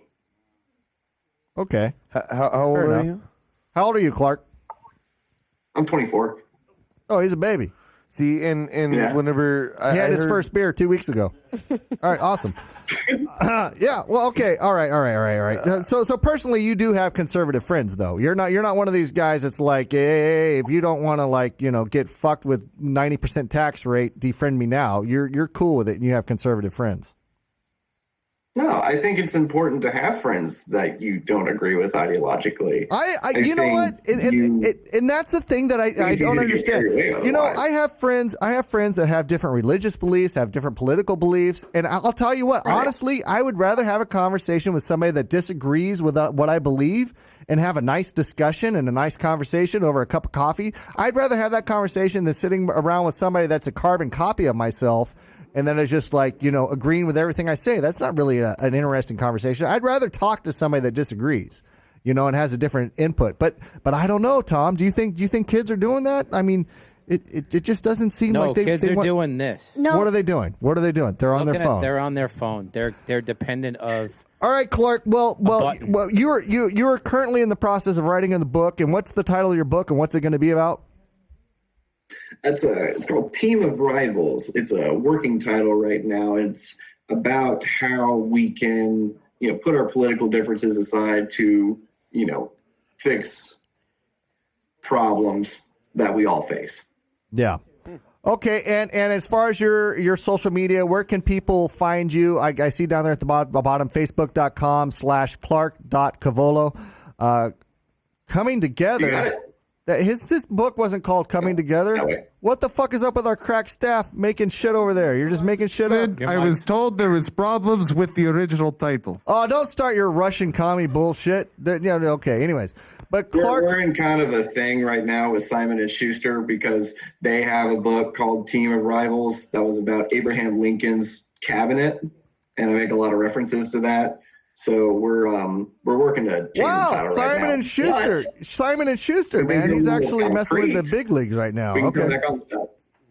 All right. Well, I'll tell you what, Clark. Thanks for coming on. And Tom, did this solve? Tom right here is a Democrat. I'm a Republican, and we get along just fine, right, Tom? I'm not a Democrat. I thought you were a Democrat. Steph over here, right here. This is Steph, and Steph's a Democrat. Me and Steph get along just fine, right, Steph? Not a Democrat. Well, fuck me then. We get along fine. Oh, we get along fine, though. Yeah. I thought you two were Democrats. No, I'm a firm believer of fuck politics, get money. Yeah, I like that one. Fuck politics, get money. I don't know what party. At the end of the day, they all have an agenda. That's the reality. I think the problem is we worry so much about what everybody's political affiliation is that you completely bypass the difference between right and fucking wrong. Like, it's a basic thing. Right. It's a basic thing, and everybody's like, "Oh, because you're a Democrat, we have all these different beliefs. So you're a Republican, and we have all these different beliefs." I mean, eventually you want to take care of the old people, like you said, because that's awesome. You take care of your parents and the people before you, and you want to take care of your fucking kids. I'm just saying, we're all people. We all have to live here on this fucking earth together. I mean, I don't want to be fucking, let's get along fucking bullshit speech, because it's not going to happen that way. But the fact is, we worry so much about everybody's political affiliation, you forget about the fact that everybody's fucking still a person who has their own ideas and their own beliefs. And, Well, there's their so own much things more going in on. life than just politics. Yeah, there is. But A the lot problem more. is that's what it's actually overtaken. Politics has overtaken everything now. It's literally in everything. You can't watch anything now without some sort of political message or agenda trying to get I'm a across. firm believer. I don't give a shit who you vote for, as long as you, as a person, you're a good if person. you're on my Yeah. team, then I know you got my back. Beyond Got your that, back personally. That's it. That's it. I mean, the three of us, well, the four of us. I mean, how often are we sitting around actually outside of this table? How often are we sitting around even talking about politics? Never. Not very seldomly, Rare. if ever, yeah. Because it's just not something that comes up, and I'm And not. when we do talk about it, it's talking about like how ridiculous both parties can't just have a regular conversation without bashing the other. Well, and there's plenty of times where we've had Right. debates and conversations and had differences of opinions on stuff. And at But the that end of doesn't the, and at make the end us of the day, not we're- friends. Yeah, we're still friends at the end of the day because you're not always going to agree. There's things that Trump does that I'm okay with, and there's plenty he does, but there's plenty that every president has ever done that you're not It's- okay it with. really comes down to, like Steph said, it's really right almost and wrong. I just feel like either way, you're not going to agree with every single thing in that Democratic agenda or Republican agenda. Well, I think you're going to take bits and pieces of both, and you might lean more on one side than the other. But Well, I think the media and I don't know if it's just the media, but I think society as a whole has divided politics into this thing where it's like Star Wars, where it's like the what is it, the light and the dark. You know what I mean? Yeah. Where it's that divided. But the reality is we're all Americans and we all want to live a good life and we all want to have a better life. And Republicans might have one way of doing it. The Democrats might have their idea of how to do it. But it's not like this polarizing thing. But the media makes it seem like it is this. Well, and everybody's it's cut and dry. left, it's Cut and dry. left, and it's Like left good and or evil. right. Yeah, It's good and politics shouldn't be good or evil. and You there's know, it's such just an a different yeah, view. It's all evil. and there's such an It's all emphasis. evil. Yeah, there's such an What'd you emphasis. say there, Clark? Oh, yeah. Go ahead. Yeah, you know what's one thing the Republican Party does a lot better than the Democrats, and it's reconciling differing beliefs. Because, for instance, there's a big to-do right now where if you are pro-life, which I'm pro-choice personally, but if you are pro-life, you have no place in the Democratic Party. There is no room in liberal imagination for a Democrat or somebody on the left who is pro-life. Meanwhile, the Republicans, and it was like kind of a cliche in the 90s, how argumentative the Republicans were back in the 1990s, where like the social conservatives, didn't like the fiscal conservatives, who didn't like the libertarians, and then eventually they all got together and were like, okay, we're going to have like monthly meetings of like every single one of our caucuses within the Republican Party. And we're just we're going to work this out issue every week. It's going to be a different issue. And they did that every single week for 27 years. And they've gotten so much more traction politically being a big tent party. And that's what I'm hoping the Democrats come back to, is being a big tent party, having a diversity of beliefs and, not like constantly trying to drag everybody's point to, the furthest left it can possibly be. All right, Clark. Well, let me thank you for coming on. Clark Cavolo, author of a couple different book titles, and I don't see the one. Jack, can you put up the book title so I can read it? Coming Together. Coming Together. Coming Together. But that's a working title, It's right? it's a working title, and yeah. So, anyways, Clark, thank you so much for coming on and expressing. I mean, I appreciate the idea of what you're trying to do, because I agree with you as far as Republicans and Democrats have a lot more in common than they acknowledge. And there are issues, especially like, financial responsibility amongst our politicians and wasteful spending. I think that's things that can impact Republicans and Democrats, and it's things that we need to rally together, crossing political lines, and make sure that our tax dollars aren't getting wasted on frivolous nonsense. So I agree with you like that, and I agree that Republicans and Democrats could work a lot closer together on a lot of issues that, in fact, that impact us as taxpayers. So thank you, Clark, for coming on the show. Clark, author of the future coming book, Coming Together, and he's a master debater. Master debater. I had to really use my phonics on that and separate those two words, because he's a master debater, Tom. Yep. Yeah, and you can find not him. a masturbator. No, not completely different. But you can find him on Facebook.com/Clark.Cavolo, and that's Covolo. And yeah, what are you pointing at, Clark? What's going on? He's pointing at his name. Yeah, he's pointing at his lower third. His lower third down there. All right, Clark, thanks for coming on. And now it's time to play a game. And who is our game master? Let's run the game intro. Get Clark off the phone. Run the music. I want to hear our game music, because we're going to play a game. We're going to get Dion to play with us, too. I mean, Dion's in town. Oh, here we go.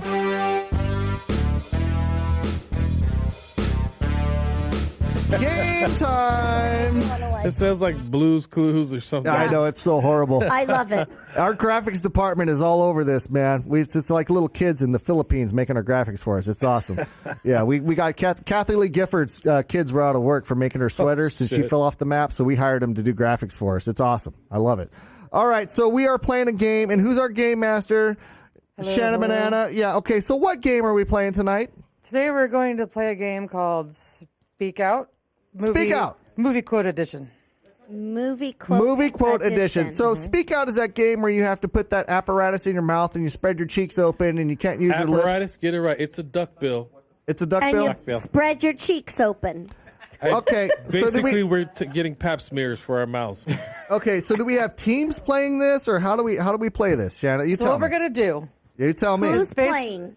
All the hosts and Mr. Dion. Your are going to sweatshirt play. looks so comfortable. I just want to crawl in that with you. It does look. Oh my gosh. It So does look I- very comfy. Looks like I almost bought it, and I'm so Yeah. jealous that I didn't. And for the record, they don't pay for us, but Jake's Irreverence is brought to us by Johnny Walker, White Walker. That's what I'm White drinking. Walker? The Game of Thrones edition. It's a Game of Thrones edition from Johnny Walker, and it's called White Walker. Do you want have, to test? do you have, a, you want to do you taste have a it? glass with your own name on it too? No. Not to be No, confused it says with Jack Crip Daniel. Walker. Oh, Yeah, I'm not a Crip Walker. I'm a White Walker. Okay, but anyways, Shanna, because I'm buzzing and I really don't give a shit, but we're going to play a game. I'm down. Let's do it. So the way that the game is going to go is y'all are going to have one of these silly apparatuses in your mouth. All right. And y'all are going to pull a movie quote out of the And try to bucket say it.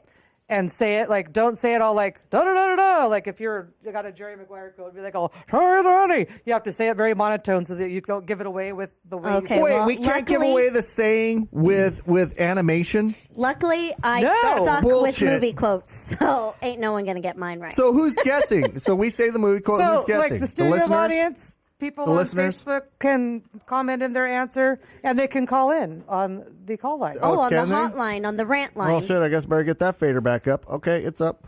All right. Well, let's play. Who starts off first? Tommy. Okay, well that's Well, everyone has to I have guess a we do everyone these has to have mouthpiece. an apparatus first. I think this mouthpiece is a horrible idea for an audio podcast, but fuck it, let's do it. it's gonna What do we- sound. It's gonna They're gonna sound hear hilarious you are though. speaking with it, and it's going to be hella funny.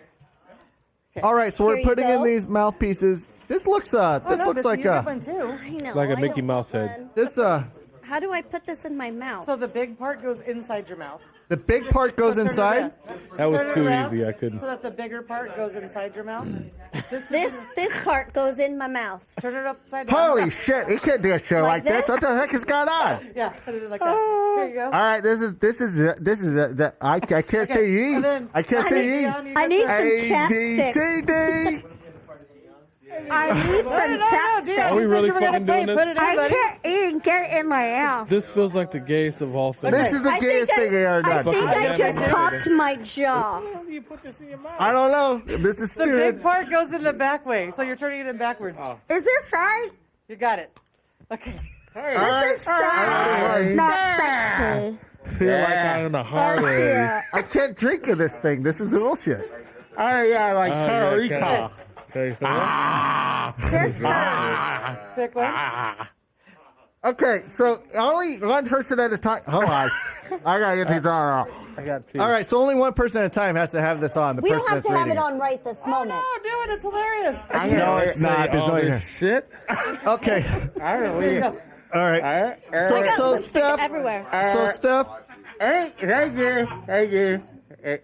I just got one. So Steph, what you have to do is you have to read your movie quote, and we have to guess it, right? Now, we got some mics out in the audience. Where's our you're mics doing at? And is somebody paying attention to the people in the comments because they want to play too? I feel like I'm in a horror movie wearing this shit. Well, Put you it know, in. Put it in. if you're in a horror movie, Put Steph, it we in. all know in this room who's the first Yeah, that's I going to fucking Do I disappear. die have first. lipstick That all means. under here? Okay. We're going to go counterclockwise, so we're going to start with my friend Steph. All right, Steph, you So have a we have movie to quote to guess. say, and we have to guess it. Everybody has to guess. Okay. Guess the movie? What was that, Steph? Guess the movie. We have to And- guess the and the movie quote. We have and to, the yeah, quote. we gotta guess the quote, the movie it comes from, right? Okay. Does it There tell is only one God, then, and I am pretty sure he didn't just like that. What? Can you repeat that? I heard there's one God. There's one God. Uh-huh. I can't look at him, man. It's the most funny thing ever. Oh, shit. There's one God.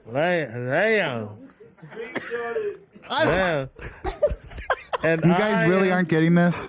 pretty sure he didn't dress like that. Okay. And he How are didn't you dress guys not like getting that. this? Yeah. And he didn't dress one God. he And he didn't didn't dress dress like like that. that. Yes. One God, and he didn't dress like that. I don't know. I'm what pretty movie. sure there's one God and he didn't dress like that. Yes. Yes. Yes. There is one God, and see, I think we got the quote, but we don't have the movie. I don't have the movie. I got what he There's said. only one God, and I'm pretty sure he didn't dress like that. I have no idea. Jack knows. Jack knows. Jack, what is it? Hold on. Nope. Why is your mic off? You turned it off. No, you just flipped it with your thumb. No, What's the movie? it's not. Ghostbusters. It's not. It's not Ghostbusters? It's not. Wrong. There is Bruce only Almighty? one. You are wrong. The Mummy. Wrong. Wrong. What are you? I don't know. I can't even look at Bruce Almighty. Nope. No, I already said that. Wrong. Okay. I'm looking for people in the Captain comments. America. Boom. Nailed it. Jack got it. Wow. All right, Missy, put in your mouthpiece. It hurts.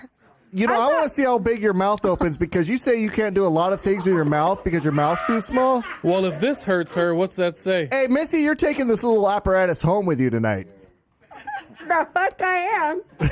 Why, you trying to stretch your penis out or something? What is he? Well, we know she doesn't stretch her mouth out that far. Oh, easy now. All right, quit covering your mouth. Please, us, don't hurt that thing over my face. What? Please don't something. Put that thing in my face. Don't put that thing near my face. Please, what? Jeff, give Jeff a mic. What do you got? What is I'm it, not Jeff? even done in my coat. No, hold on. What is it, Jeff? Please, us, don't hurt that thing over my face. Don't hurt me in the dark. It's afraid of the dark. I don't know what the hell Please, she said. boss. I already know. I love Please, this movie. boss. Please, boss. What is it, Jeff? Don't That's put the that Green Mile.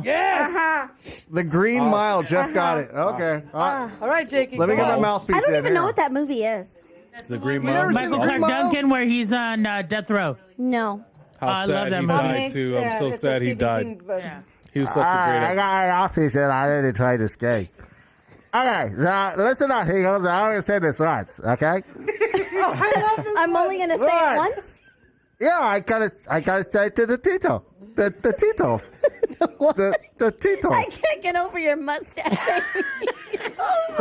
Hanging over the edge. All right. I had a nice little mouth.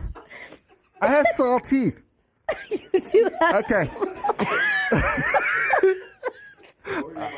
Okay, hold on. Here's my cut. Don't make eye contact. Hold on. Shut the fuck up. I gotta sit on the fucking game. You guys ain't calm the fuck down. All right. My quote is. Your movie quote is. Oh, now you hear me. Okay, my quote is. Did I even go here? What the fuck did you just say?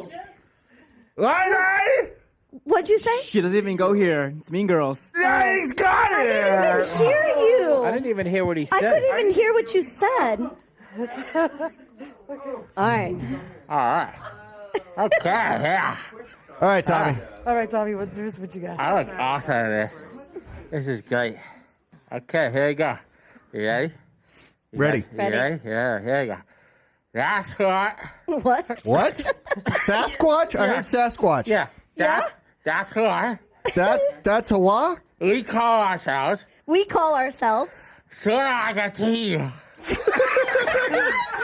That's why we call ourselves Sort of like a team. Earth.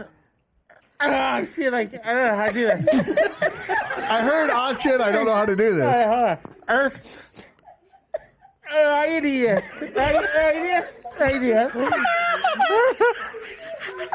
Hold on, Tom. You gotta read that quote again, because I can't make heads or tails. Okay. Fucking speak up. Enunciate your words, Let him Tom. say the whole Enunciate your quote words. right. Let him say it one more All time. You ready? Here we Yes, go. ready. Are you ready? Yeah. That's what we call ourselves. That's why we call ourselves sort of like a team. Sort of like a team? Earth ideas, hero type things. Earth hero type things. The Avengers? Yes. Jack got it. Can I just say that Tom kind of sounds like Stitch a little? That's Dion's turn. I just gotta keep this. I'm gonna drink some water. Oh, Tom, okay. I think that's a bad idea, Tom. Oh, no, Tom. No, it's gonna be good. That's a bad idea, Tom. Pralines.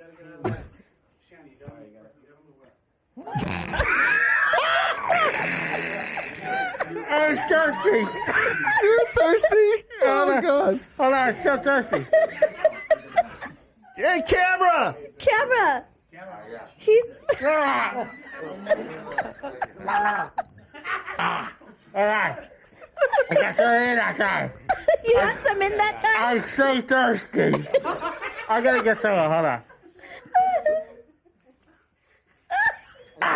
That's so good. It feels so good. It hits when I do it. Yes. It's so good. When it hits your lips. Yes. It feels so good. That's All right, who's next? Who's next? Yes. Who's next? Brandon? Oh, it's Dion. All right, Dion. Dion, straight in from New York. All right. We got to hear this quote. Make sure you get that mic up there, Brandon. I want to hear this. We got to see what we're doing. Is this hard? This not so hard. I ate his liver with Halloween's. Oh, and a nice Hannibal. candy. No, And a not nice Hannibal. candy. Silence of the Lambs. Got it. Oh, that was a easy, good yes. one. All right, You Brandon, gotta you flip gonna it do it? around though, Dion. It's the other way. The big part goes in your mouth. All right. Fuck that. Big part. Here we go.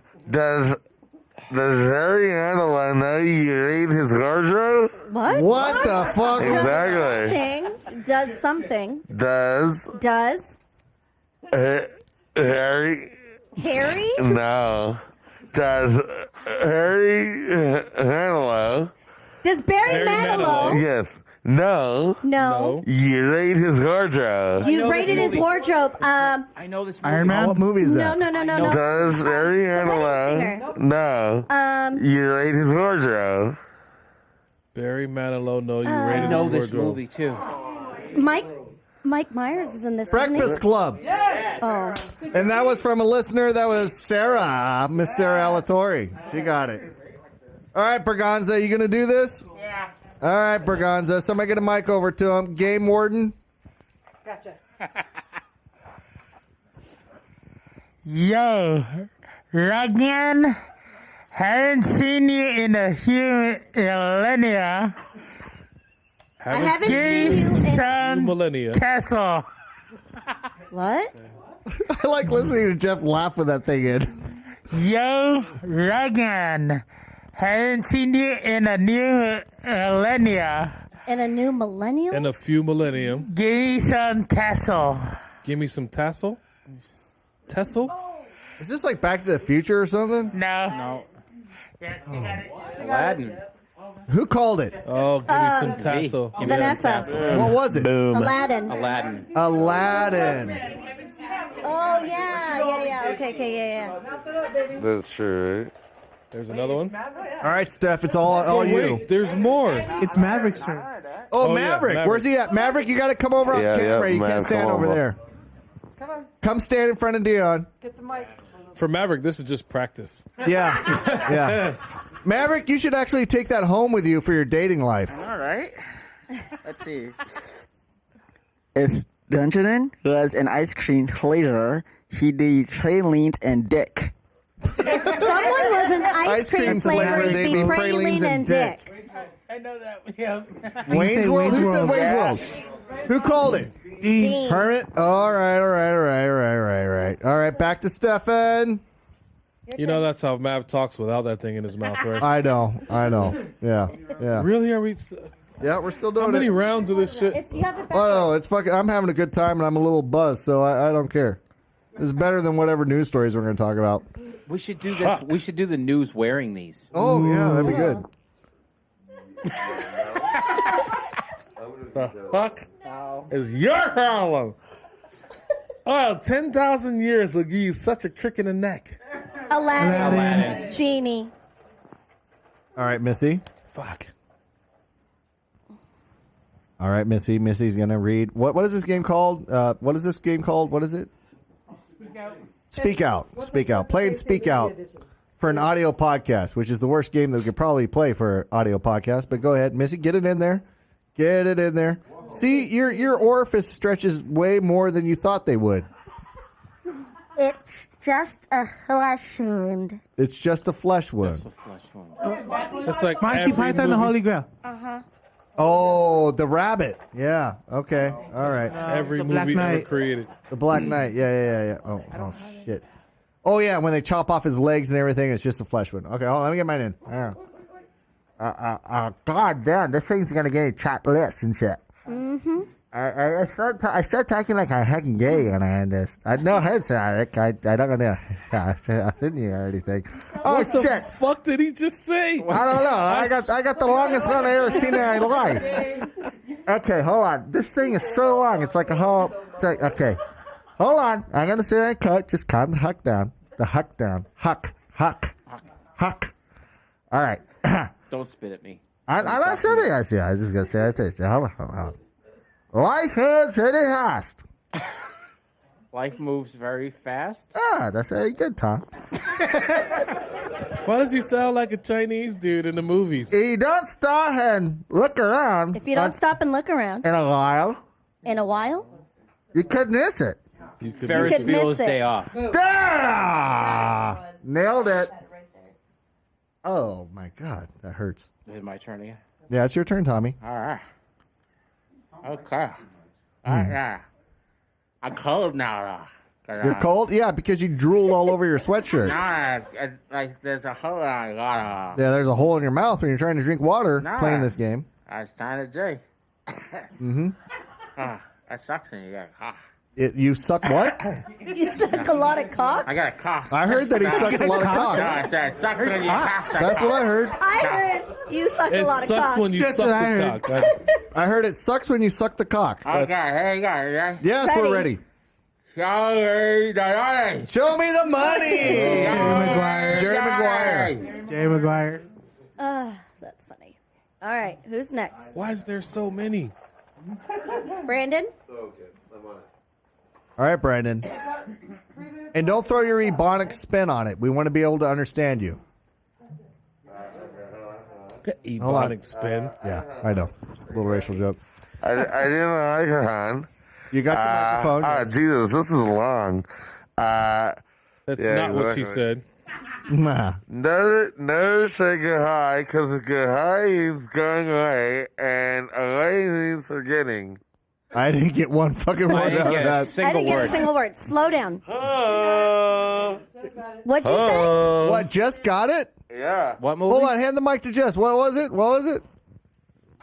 It's Peter Pan. Okay, but make him read it again, though. Read it again. I still didn't hear crap. Fuck off. He said fuck off. I got that. Never say goodbye. Never say goodbye. Because goodbye means going away. Because goodbye is going away. And away means forgetting. And something's forgetting. And away means forgetting. And away means forgetting. Oh, okay. Yes, that's Well, it. apparently it's Peter Pan. I had no idea. We didn't really need to hear it again. I just wanted to see him look stupid. Yeah. Yeah, I'm all down for it. So Maverick's going to play one more time, and he's got his new dating device. So get it in there, I told him to Maverick. pretend like he was Riley Reid. Who's Riley Reid? Gay porn star? Who's No. She's not gay. Oh, she's Well, not she gay. might be. Oh, yeah. Well, she All could right, be. get that mic on Maverick. Let's play one more time. I don't care if she's gay. She's got a fat ass. Insurance.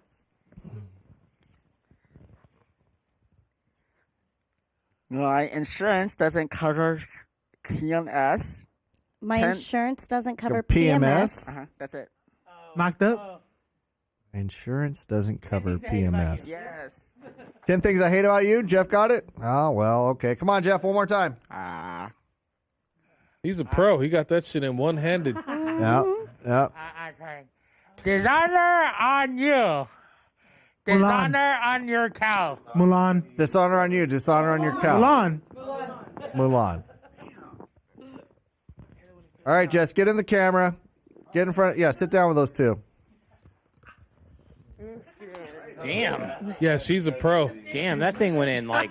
No problem. She got a pretty mouth. All right. 3 Rogers? You ain't got no Rogers.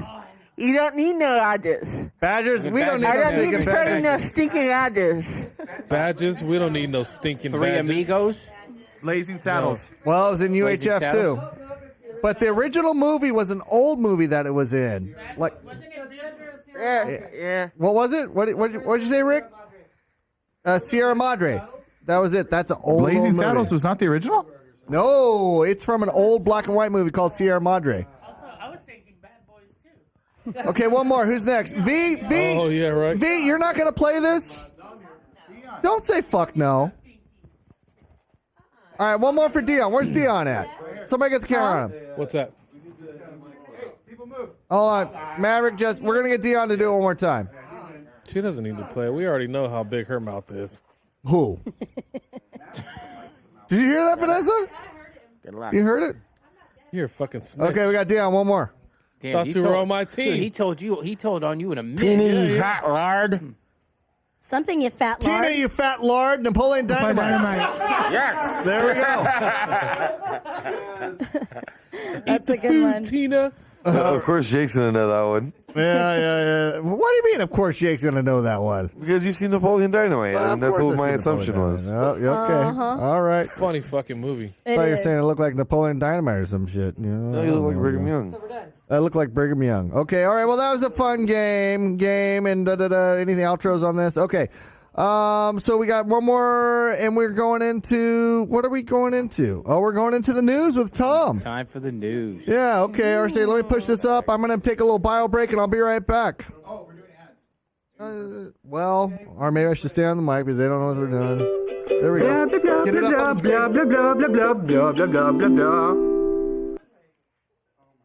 Just in there, just put it in. I don't know. Where'd the ads go? I don't know what's happening right now. I know what's happening right now. The cameras are not on us, I know and that And the ads didn't go up. I'm going to reiterate something Jake said momentarily not too long ago. What did he say? That we didn't have any of these problems. Wait, did you just say God is like a platypus? Dude, do you realize if what you're saying is true? Okay, so you're just dead. You don't know you're dead. So what did the angel say? He said, all right. Let me gather my thoughts here. This is going to be a big one. It's like the whole f***ing purpose of existence just...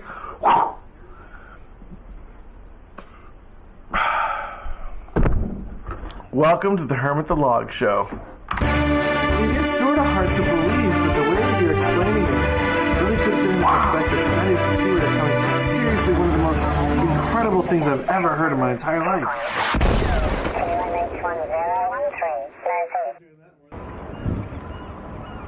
Some days I'll be going north, some days I'll be going south, some days I'll be going all the way around the island.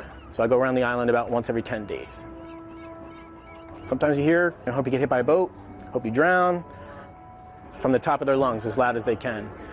Can be from the edge of the river, it can be from cars driving by on the river, it can be from windows. I get it all the time, and then I get it even on rooftop bars. Dion Chinney lives in New York City, and just about every day, his neighbors yell obscenities at him. Why? It might have something to do with this. Chinney paddles his 18-foot boat along Manhattan's shores, waving a pro-Trump flag. And yeah, it's meant to be provocative. Who I am as a person is I'm an ultra-conservative. There's so much fear of Trump in New York. This might not seem like a big deal, but in a liberal city that voted overwhelmingly against Trump, his small act of defiance gets a big reaction.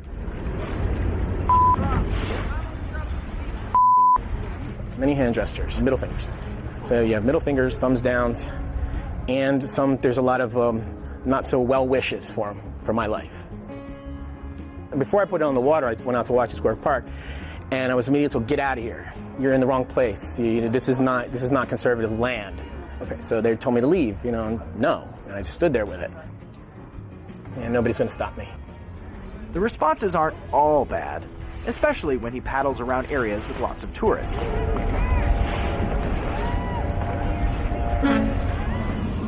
I like the direction of what Trump is bringing to America right now. You call it going backwards. Going back to times where things were a little bit harder. Everything was so easy. And I just think that Americans need sort of a wake-up call. I call it tough love. Trump is tough love. And all that angry shouting, it just makes him want to do it more. Of course, I'm not going to stop doing anything. Maybe I'll get a bigger flag. Or maybe, a 20-foot flag in a bigger boat.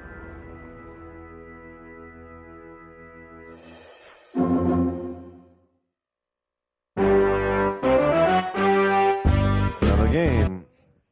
Well, that sounded interesting. Okay, so basically it's come to that time of the night where Tom lulls us to sleep with his take on the news. Yep. You saying I'm boring? Fucker. No, not at all. No. I'll put the mouthpiece in. It'll be Okay. real funny. Yeah. If anybody could understand what news you were spewing out with that thing in your mouth. I know. So, Tom, but for real, did you see that where the police, Steph, did you guys catch this where the mayor, Garcetti, instructed the police to stop profiling and pulling over black drivers? Yeah, and I think it was a specific unit that he was referring to, but it doesn't say. It just says a special unit pulling over a disproportionate number of black motorists. What city was this in? Los Angeles. L.A. And it said Chief Michael Moore said Thursday he hopes the Los Angeles Times report sparks a broader conversation about how best to interpret the data. Because what happened was the Times did an investigation, and they found that the police force's Metropolitan Division officers deployed for crime suppression in areas known for gun violence pulled over black drivers at a rate well above their share of the population. Now, Steph, do you believe that happens? Fuck yeah, every day. Driving while black? Yeah. All the time. Go ahead, Jeff. Hold on. Turn that mic on. It's not on. They probably got it muted. There's a switch at the top, and if it's red, it's off. Also driving with Brown. I've been pulled over quite a few times in L.A. I was doing Uber Eats. Got pulled over, and they even asked my daughter if I was actually her dad. Wow. That's pretty deep. Yeah, I was pulled over. The cop was talking to me on this side, and the other officer was on the passenger side where my daughter was at, and whispered to her, "Is he really your dad?" And she's all, "Yeah." And if you look at my daughter, she's really white complected compared to me. Yeah. But yeah, it Well, you're pissed pretty me white, off. too. It pissed me off after we drove away. That's when my daughter told me. She didn't tell me when. What, like you think, talking like you fucking kidnapped her or something? Yeah. So people of color, whether it be brown or anything light that's brown, not white. Anything that's not white.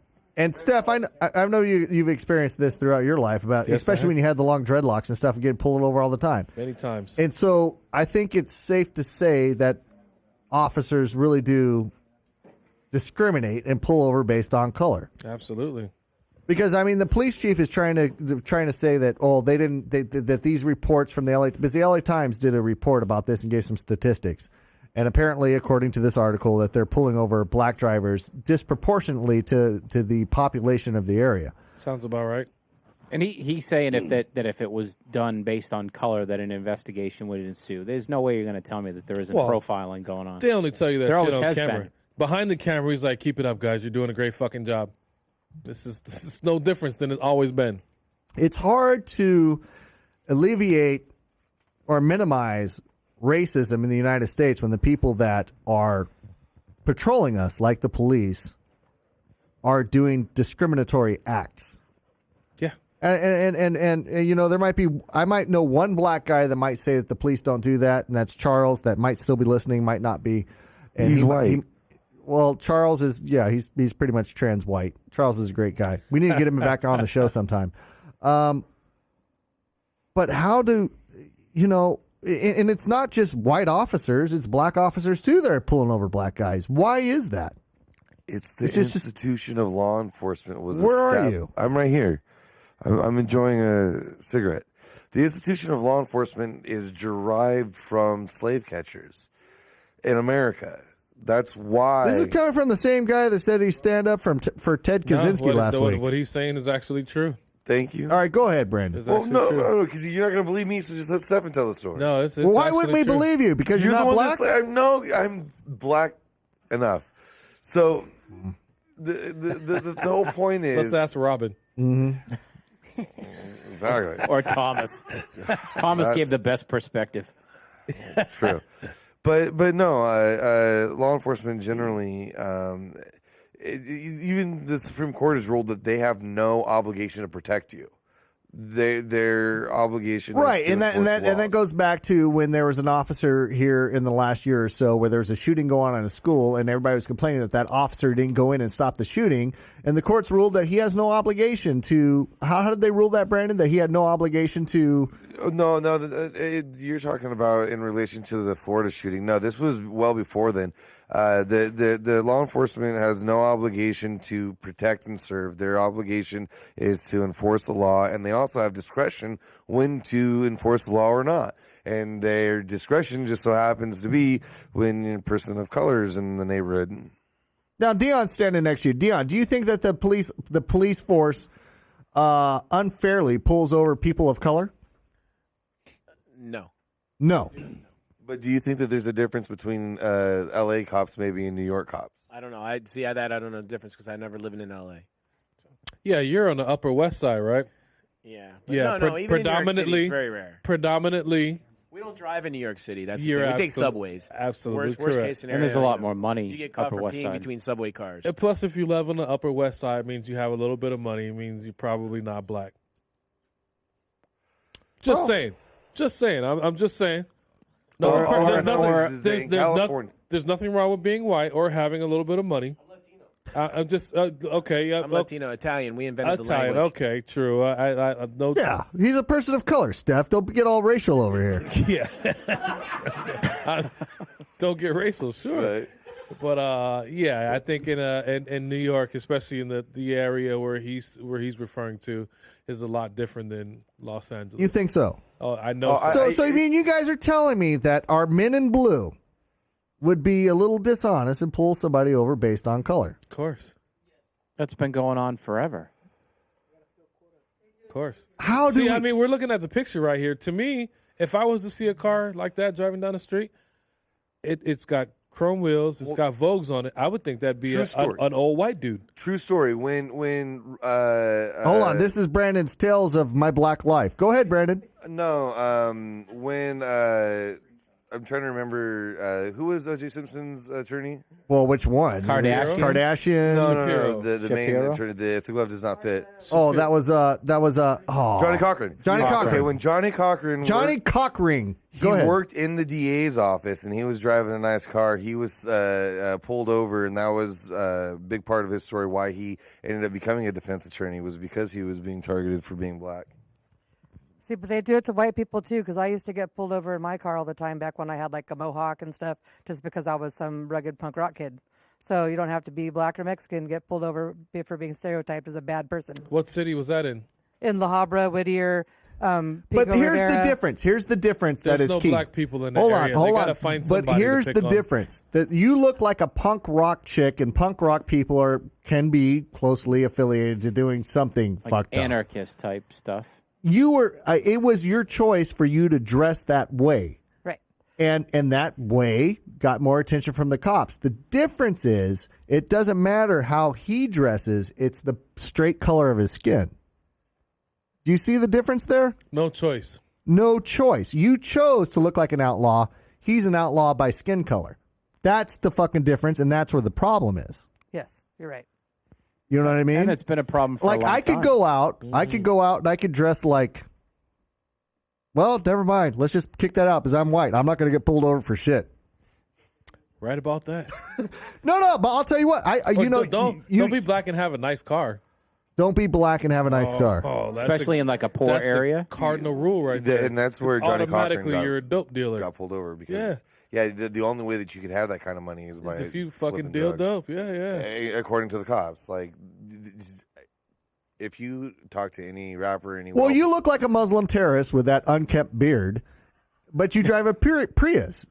Yes. So he fits. I want to see you put a black driver, warning, black driver on board sticker on your Prius and see if you start getting pulled over. I'm surprised the beard isn't getting them pulled over. Actually, just put a recently. hijab on and you're good. Oh, yeah. Let's turban your ass and see what happens. No.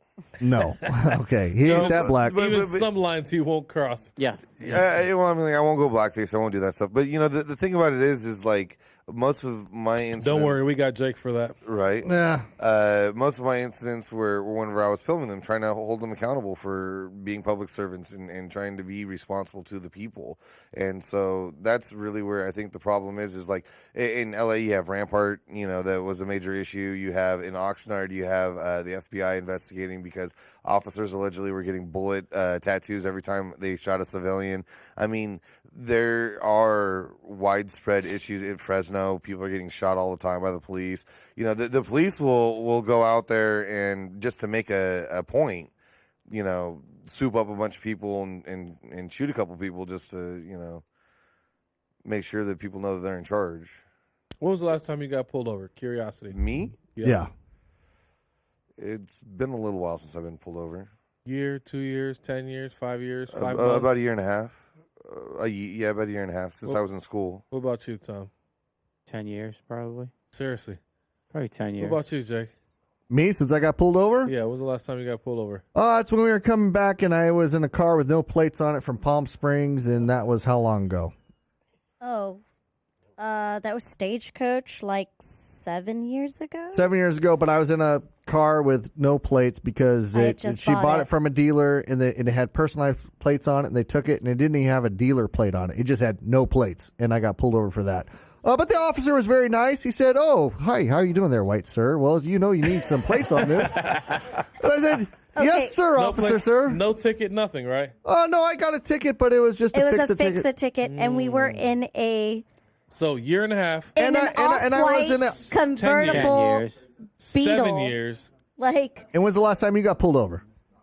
2, 3, maybe Okay. a month and a half ago, 2 months ago. What were you doing? Right, driving on the freeway. Were you On the free- speeding? No. You just got pulled over. Hold on. You got pulled over for what? He said I was using my cell phone.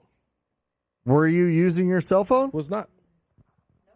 So you got pulled over. That was like a straight up driving while It blind. was an excuse to pull you over. Were you in the car, V? Yes. Hold on. Someone give V a mic. Did you get a ticket? I did. You got a ticket for what? Yeah, I for got a being on ticket. your cell phone? Tinted windows. He wasn't doing a motherfucking thing. Not a guy. And you know what? I've been with this dude for 15 years. And when he had dreadlocks, we would get pulled over at least every 2 weeks. Every No 2 shit. weeks. And I would go Clockwork. buck fucking wild crazy. Like, why the fuck did you pull him over? And he'd always be like put his hand on me, tell me to be quiet. And I would lose my monkey shit. The second he cut his dreads off, That sounded racist. it's gone down a lot. Pretty good. From A cutting lot the better dreads because off. he blends. Oh, But I never believed it until I witnessed it. This particular day, I happened to be exiting on Ball, just getting ready. We were literally on our way to Disneyland. He pulls It up was next to me. I think it was the day That day of that your you got necklace. kicked out? Yeah. The that one that same you couldn't day. get in? Same day. I'm getting ready to exit. He pulls up. It's response to look at somebody who drives past you or, to On your look in left. that direction because, it attracts your attention. He pulls back. I look at him. Mhm. He looks at me. He drops back. He gets And got right behind me, you. flips Pulls his you lights over. on. And he said it too. He was like, Flips he's his going to lights pull on. us over. I'm like, for what? And he's like, you were on your cell phone. And we're like, no. Cell And phones Jeff, and the you've charger. experienced some of this in the same fashion? In the last year, I've been pulled over 3 times. 3 times. Yep, 2 times they let me go off with a warning. The last time they gave me a ticket. Do you recall what those 3 times where you were pulled over for? The last 2 times were because of my registration. 'Cause I had got the car from my my sister-in-law. But I even told my son, I was like, don't turn around. We're gonna get pulled over right now. No, we're not. Boom, flip the lights on me. Well, registration is a big one. I think they're going to pull over anybody if the registration's My expired. car is registered. I have a current and valid driver's license and current insurance. And you ended up getting a ticket for tint. Yes. And what is that? What's because that? he had to. $200. Jessica, go ahead. He had to give I me got a pulled ticket over for on something. Monday, and I wasn't doing anything wrong. I drive a '94 Buick LeSabre, and it's a little old. I'm driving in San Juan, and it's me and my Black buddy in the dude car, car. and we get pulled over, and he's like, "Do you have your ID on you?" And I'm like, "Yeah." Can I ask why'd you pull me over? And he's like, "Oh, you were floating when you turned." I'm like, okay. He doesn't ask for my license, doesn't ask for my registration, doesn't ask for my insurance, just asks for ID, and then asks us if we have any record. And both of us do. And so we're like, yeah. And I didn't really go into detail. And then he comes back, and he's like, "Ma'am, can you step out of the car?" And I'm like, all right. And then I do, and he's like, "I'm going to have you come and sit in the back of my car." I was like, "Well, am I being arrested?" And he's like, "No." And then he's like, "Can you put your hands behind your back?" And I was like, "Am I being arrested? Because I need to know what my crime safety. is." Mm-hmm. And he's like, "Yeah, I just need to put you in the back of the car while I talk to your buddy." Turns out the guy that I was giving a ride home had a warrant. And so he puts me in the back of the car, detains me, refuses to let me sit on the side of the road. Nothing wrong, nothing in my car. Puts me in the back of the cop car while he talks to my buddy, puts the buddy in the cop car, searches my car, then comes back and is like, "All right, well, we're going to let you go and we're going to let your buddy go." And then just let us go scotch-free, doesn't give me a ticket, doesn't give me anything. And your passenger had a warrant. And he had Yeah, a but he was warrant? honest about him and, was honest about his situation, and he was just like, Discretion. he's trying to do better things in his life. And It was probably like a little ticket or some dumb shit like that where he signs a little paper that says that he promises to go to court because of the warrant and that he now has knowledge of the fact But that he still, actually throwing has them a in the warrant. back of the car over shit like it that? was- and there was nothing wrong. It's just like an old grandma car. They profiled it in San Juan Capistrano. Bingo. Pulled us over, didn't find any drugs, didn't Buick find anything, LeSabre. and then let us go. 94 Buick, who drives Did shit you have like spinners on that car? No, Steph works on my car, actually. that? I'm just saying, Shameless plug. it's an old black dude car. Thank you. You know, but I got pulled over in Temecula, and they said that they had followed me for 2 miles. When you just pulled out of a When parking I lot. just pulled out of a parking lot, not even like a half a block. I hadn't even made it to the light. Mm-hmm. And they're like, "We followed you for 2 miles. You were on your cell phone." And like, how do you argue that without getting pissed off when you literally didn't drive 2 miles? Mm-hmm. You just pulled out of a parking lot and you weren't on your phone because you have Bluetooth on your phone, like in my car. Rachel got pulled over pulling out Yeah, a Walgreens. $400 and something ticket. Pulled out of Walgreens, and she was putting her belt on as she pulled out, and a cop was coming the other way. She looped all the way back around, came back around, pulled her over, and then got her for the seatbelt. Said McKenna wasn't wearing her seatbelt, but McKenna always has her seatbelt on. You never even have to tell her to put a seatbelt on. So now that was bullshit. And then she didn't have the updated insurance card. Mm-hmm. And she said, "Oh, I can pull it up on my phone. I have the login from my husband. Which I can is valid. I can show you Yeah. on Which my is valid in on California. my Yeah. phone that I have insurance." And she was like, "Nope, I can't accept that." The ticket was like $1,200. Yeah, that's Holy valid. Yeah, I paid $400 and something The for ticket a was like ticket. $1,200. That's crazy. Hold on, what was that, V? What were you saying? I just went to court for that. The judge said all you need is that, but he did say that some cops are dicks and do that. Yep, So. she had it. Discretion. She That's said, up to "I the have it. cop." I have it on my phone." But even Rachel said, she goes, "There's no way she saw me putting my seatbelt on. There's no way." She said there was no way. Well, I'm sure this is an isolated incident in Metropolitan Yeah. LAPD, and they need to Sure. get their shit together. So, Tom, what is our next news story about the California Highway Patrol? California another officers story. on paid leave over overtime scandal. So the CHP has suspended the police powers of dozens of officers after discovering they got overtime pay for thousands of Not our men in blue. No unworked way. There's no hours way they would lie. in a case that could lead to criminal charges. So an investigation has uncovered at least $360,000 in fraudulent overtime pay collected by officers and approved by their supervising sergeants. So basically, the CHP, this is a news story this week. The CHP did an investigation of one office and found out that there was a lot of guys claiming false overtime. Over a And they- 2-year period. Over a 2-year period, and they were clocking in at $84 to $104 an hour in overtime that was never served. And that's just one office. That's one office. And I know Mass State Police just got hit with something like that too.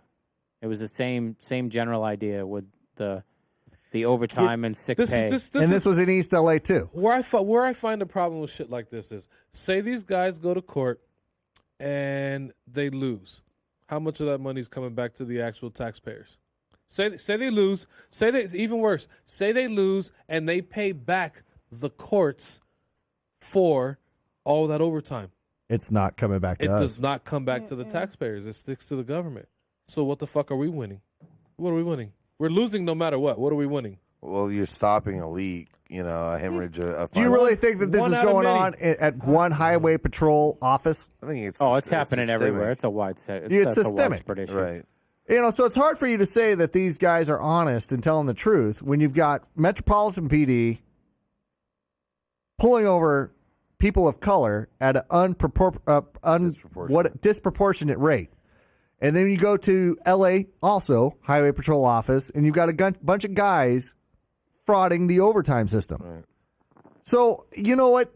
And these are the guys that you're supposed to be like, I'll tell you what, nothing makes me more nervous when I'm driving than when it could be an Impala with spinners with a gangbanger hanging out the side with his gun hanging out, and I'm cool with that. You know what I get nervous about is when a cop pulls up behind me, because I never know what they could pull me over for and what they could say.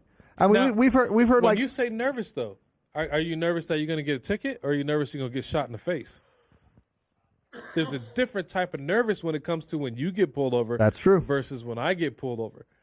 So when I get pulled over, I'm nervous for a legitimate fucking reason because there's you never know. But you're just worried about a fucking ticket. Which I worry about too. Like nobody wants to pay a fucking ticket, but paying a ticket versus getting shot in the face, I'll pay the ticket every fucking and this time. is beyond Democrat, Republican. This is issues that are going on that is affecting people of color.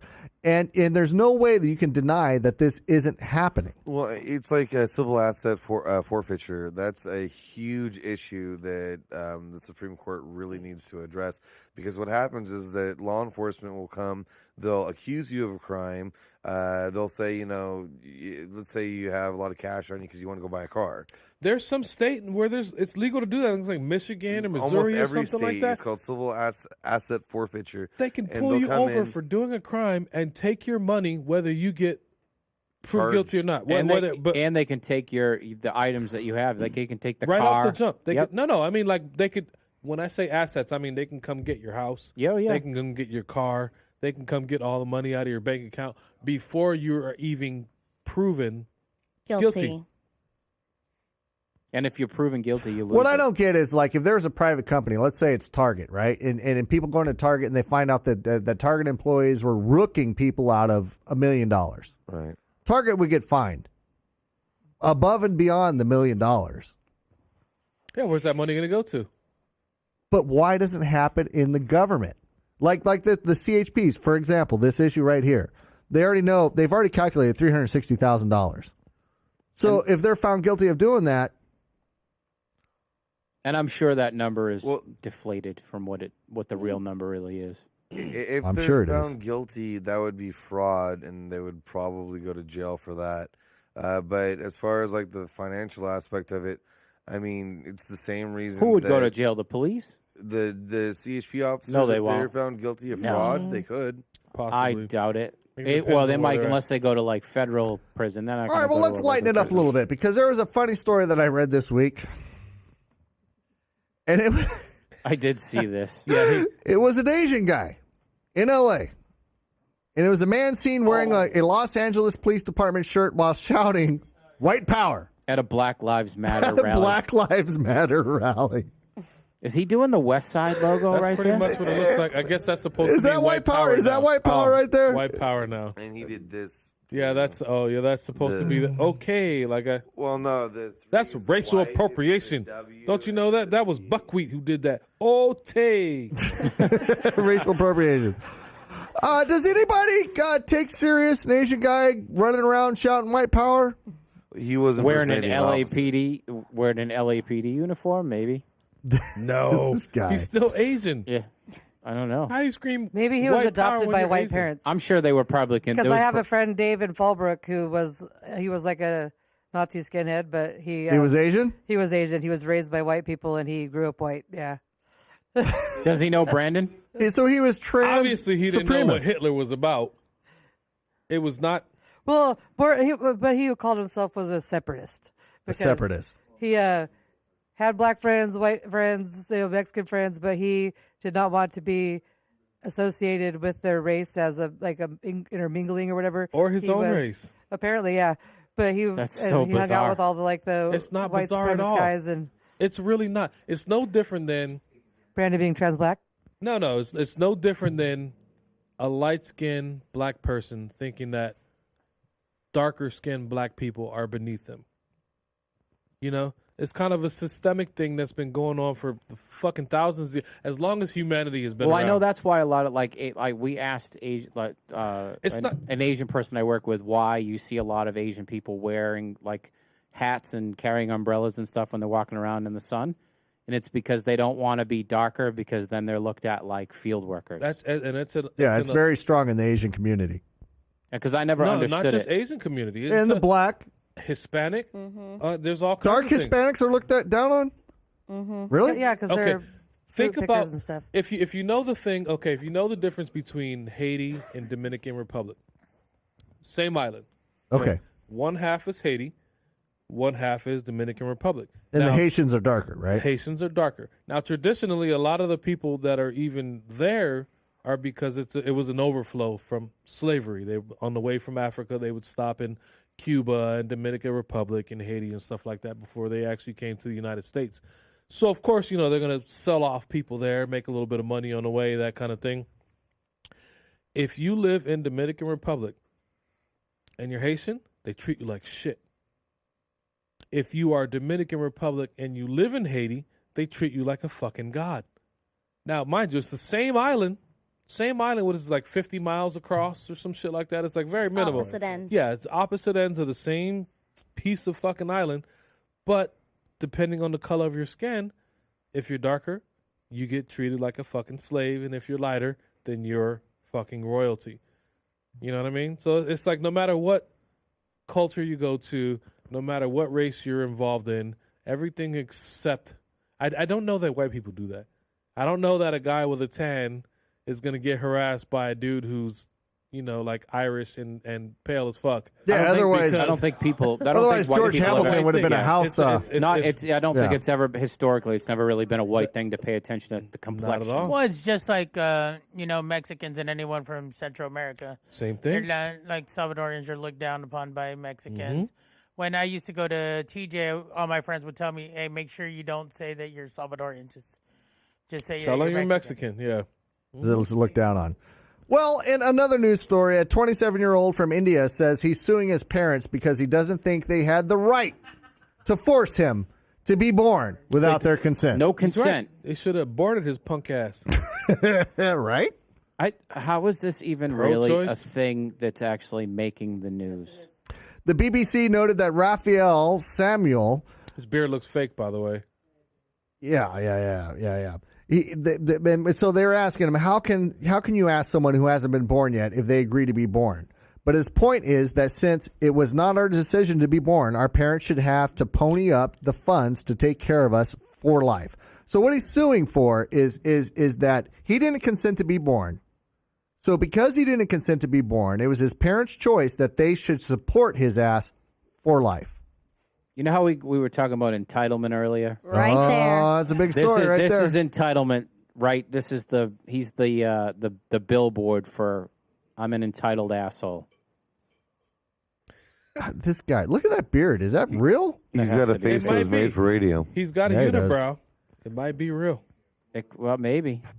Well, Steph, you have any fears that your new granddaughter is going to sue you because she didn't consent to being born? Not a one. Not a one. Nope. Why is that? Because I will be one of the favorite grandparents. And you were going to raise her in a way where she doesn't grow up to be a freaking moron. Of course. Yeah. Well, I'll tell you what. It's been interesting tonight. It's been fun. It's what time is it? It's 10:23. Tom, did you have a good time tonight? It was a good show tonight. It was It was fun. a good lot show. of fun. I'm Yeah. cold as shit though right now. Yeah, because they got the door open because they're all smoking outside of our. Somebody spilled water on me. That would have been you during our game. No. But my water thing had a hole in it. Your water thing had a hole in it. Yep. Yeah. So I think tonight was fun. It was a good time. What are you doing this week? You doing anything this week? What is this week? My buddy Sean's coming in Friday. Oh, Sean, the photographer. Yes, he's coming in Friday. He's actually here now, and I'm gonna hang out Friday with him. So it'd be good. I haven't seen him in. And I can tell a you year and a that half. in the comments on Facebook, because we are live in Facebook, and for those that are listening to just the audio podcast, we do go live on Facebook and YouTube. We did put up a poll, and regarding the first story that we did tonight about the gentleman with the micro penis that Yep. married the girl and didn't reveal himself until that night. I'm going to say the guy is the dick. Yeah, and so we decided, like, who's the dick? The girl that wants to get rid of him because she found out his micro penis, or the guy for not disclosing he had a micro penis? And unanimously, I could say 73% of the voters decided that the guy with the micro penis was the dick for not letting people, his fiance, know. He's just a little dick. I Yeah, really he's- want to he's a know little- the he's a little bit of a 20%, dick. the 27% of. How do you let her know though? Like, how do you? How do you have that conversation? How does it begin, babe? Can you have a seat, please? Babe, I know you had a hard day at work, but can you please just have a seat for a minute? But but how does that happen? Where like they're never okay, They're never okay, intimate, like- okay, so the guy never wanted to have sex. Okay, I understand that. She never walked in him on the shower. or Not anything? even that, but like. You understand that? No, No, I he understand that they doesn't. didn't have sex. How many men do you know that wait for 2 years to have sex with the women they're involved with? None. Zero. I can agree and say zero. But I can understand the motives. But there are some rare cases, but Yeah. usually for religious reasons where They're they don't called- have sex until they're married. Usually it's the female, not the male. But I'm sure there's some others out there. Either that or they're homosexual. Or that. I think it's religion. I think there's some. I don't. Yeah, think, I don't think there's a whole lot, but I do think that there is some. I think so. I think so. But okay, but here's the thing: is if the guy was to tell his fiance that no, I don't want to have sex until I'm married, and that's what I'm sticking to, well, she either has to accept it or bounce.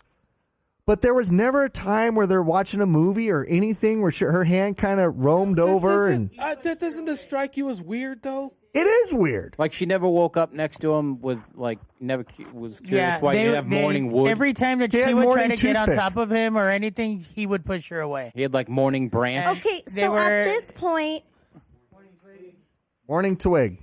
How bad, At this how point, bad though, does like- she feel? How bad does she feel after 2 years? She waited. She fucking planned a wedding.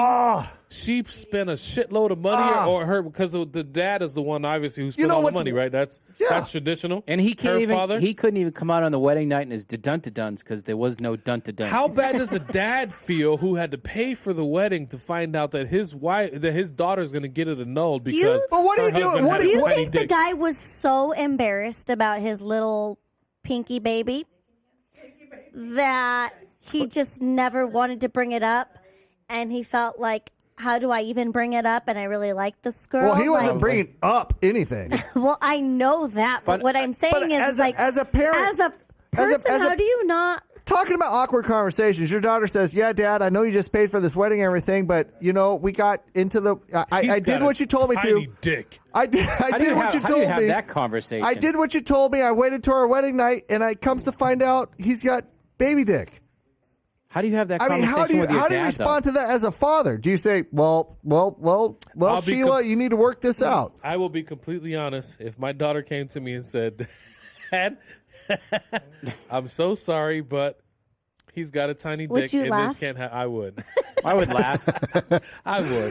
Like, would you feel bad? Like, Nah, your kid's an adult, you know what I mean? So you know they're obviously sexually active, so it's not like a huge surprise, you know. But the fact that I would feel bad for her, but I would laugh at the same time, like, fuck, that sucks. You waited for 2 years and you got a baby dick? Oh, that sucks. You know, our dumbasses would be like, "Get a picture." Well, I'll tell you what, it's been fun tonight. Tomorrow, I have the day off. Miss, what are we doing tomorrow? tomorrow I am on Kid Patrol. Well, I'm not doing that. I'm you're working tomorrow. Steph, what are you doing tomorrow? I'm gonna work in the morning, but that's it. Yeah. Oh, we should do something. We should should. meet up somewhere. We should go somewhere. Go somewhere. Do something. We should have some fun. What about was that? Thursday? Down. Don't hate. What are you doing tomorrow, Brandon? You have the day off? Yeah, I do. A lot of times I like to go to the parks on Wednesday. I hate you fuckers. Don't worry, Well, Tom. I can. look, Brandon, I'm down. I'm going to go to the parks tomorrow, too. Let's do it. Let's do it. Let's go. I have, to Rams get tomorrow. up the ass crack of dawn and drive to El Monte. Well, So excited about that. Whatever. All right, I'll tell you what. It's been fun tonight. We had a good, entertaining. What is this? This show is the shit. Who the fuck is Mike Nesmith? Nesmith. He's got Shout out. one too many words in there, though. He should have said this show Is shit. Nah, this show's Probably would have gangsta. worked out Good. better. All right, well, I'll tell you what, everybody. We've had a fun Shout time out. tonight. It's been good. And then until next week. Brandon, do we have anything lined up for next week? Is there anything going on? I believe so. Oh, you do? I Here it believe- comes. For news to me, Tom. Let's see what he's got lined up for next week. I believe we have a professional cuddler lined up for Jack. Oh, yeah. Like somebody's gonna come in on the and What is spoon that, with him? comrade? Well, my friend Petrov, you can tell our friend Jack that we have a professional cuddler that we are trying to get into the studio. Seriously, we have a Why? professional cuddler coming in. I believe so. Last I heard, we. Oh, this is confirmed. gonna be good. Is this person going to actually Jack, cuddle? Jack, are you I don't believe single so. or what's going I on? have job to do. I do not need professional. Petrov, are you single? Oh, you know, but the problem, that's Hold not a on, problem. We're asking personal questions. Last time I talked to Jack, he was all up in the diamond dance and all that other kind of stuff. Jack, are you on the market or are you single? Off the market. Those are. Wait, those are the same things. Off the technically. market or single. I am not in a relationship. You're not in so a relationship. you can cuddle. And you know what's so great about this? Jack or Petrov or whatever the fuck your name is. Pietro. Whatever. Man from Texas. yes. Where the cows You are. want to know what? Yes. Your buddy sitting right next to you did such an amazing job last week. Nathan? Yeah. Guess what? We don't even need We you. don't need you, so you can cuddle with the professional cuddler. I do not think that's possible. I think it's. I think it's fucking extremely possible. Wait, and can we- it's can we- fucking happening. Are there multiple cuddlers coming? Because that will That probably I'm be not needed. sure of. I can find No, out. hold on. Can we You're make sure- single right now, but I thought you were dating some girl named Diamond. What happened? It just did not work out. I just want Why? to know, can we make sure the color is a Was man? micro penis involved? Perhaps. Can the color be a man? I did not know. I'm not sure of Hey, that. can we I'd get have a to gay ask. cuddler for Maverick? Because, I've been trying to help him out hardcore. Yeah. We can inquire. Dude, we can't We'll have no inquire. Brokeback Maverick, Mountain up in Maverick, here. step over by Brandon. Maverick. Yeah, he needs. No, he needs. okay. I wish I All right, could Maverick quit doesn't talk you. about it. Maybe we could get one for Aaron. He needs the taco butt cheek. Yeah. I think we should. Hey, how get- much does a professional cuddler charge? I think we should get one for Aaron, That's but a a good guy, question. and not tell him. But, as a guest, they should be able to demonstrate, right? Yeah, we get a freebie because they're coming on a show to promo their You gonna stuff. drag a bed in Their here? cuddle skills. We don't need a They bed. can use the couch. They can cuddle up like they're watching Netflix. So you guys are Cheer. really gonna make that a casting couch? Well, no, they can't bang on the couch, but they can cuddle up before they're like the Netflix and chill. But Some people prior say to that the emotional connection of cuddling is far more powerful than the act of having sex. You think Oh, so? see there, Jack? Well, yeah, anybody with a micro penis would say that. All right, well, I'll tell you what. I'm a firm believer in cuddling. You're a firm. I am Me too. too. Firm believer. Me too. Yep. I heard that a cuddler is $90 an hour. $90 an hour for a Really? cuddler, Raimundo? Babe, that means You are owe me- driving tech Wait. table insane. Babe, that means you probably owe me like $100,000 by now. For cuddling. Yeah, if it's how much? $90 an 90 hour? bucks an hour. $90 an hour. This is not Hey, but good. it's not. That doesn't we look don't, like it's we going don't have over to very pay well when for you, you dog. guys are also cuddlers. If it's That means mutual. if it's mutual, we shouldn't have to pay you guys. It's free cuddling then. Yeah.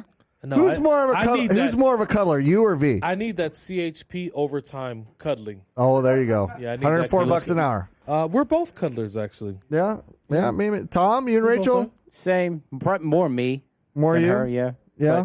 But she has her We moments. still cuddle after all this time. Like, Jana we still- Banana, We you still and Nate? fall asleep like right next to each yeah, other. we do too. Nathan's not really a cuddling type. I kind of have to force it on him. You do?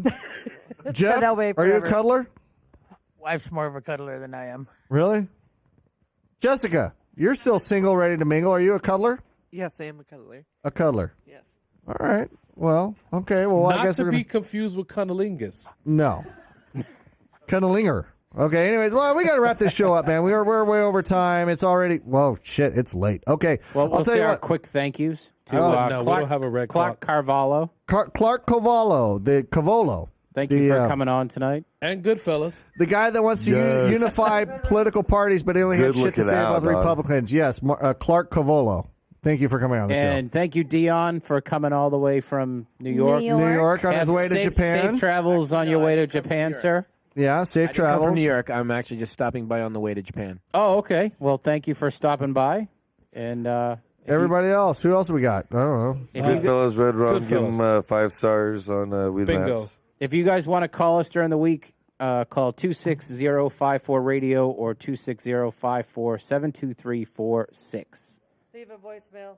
Leave a voicemail. That's the rant line. We don't listen to it ahead of we time. had a glowing voicemail. I don't know if I can play it, but we had a glowing voicemail. And I just sat there and I listened to it. I'm like, do I know this person? And I listened to it like 2 times, and I couldn't figure out whether I knew the person or not. I don't know if I can get to it on my computer. Well, it doesn't matter. Next show. Anyways, we'll talk to you guys next week. It's been fun. This is Jake from Radio Underland here with Missy, Steph, and Tom. Good. Happy Valentine's Day. Get your cuddling. Happy Valentine's Day. Really, I didn't think so. But that's the point. If you don't think, you shouldn't talk.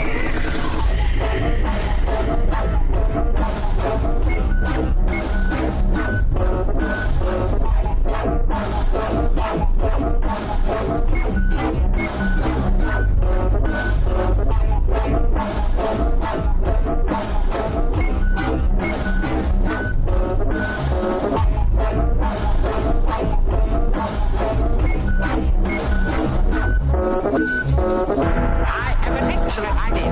Let's change the subject.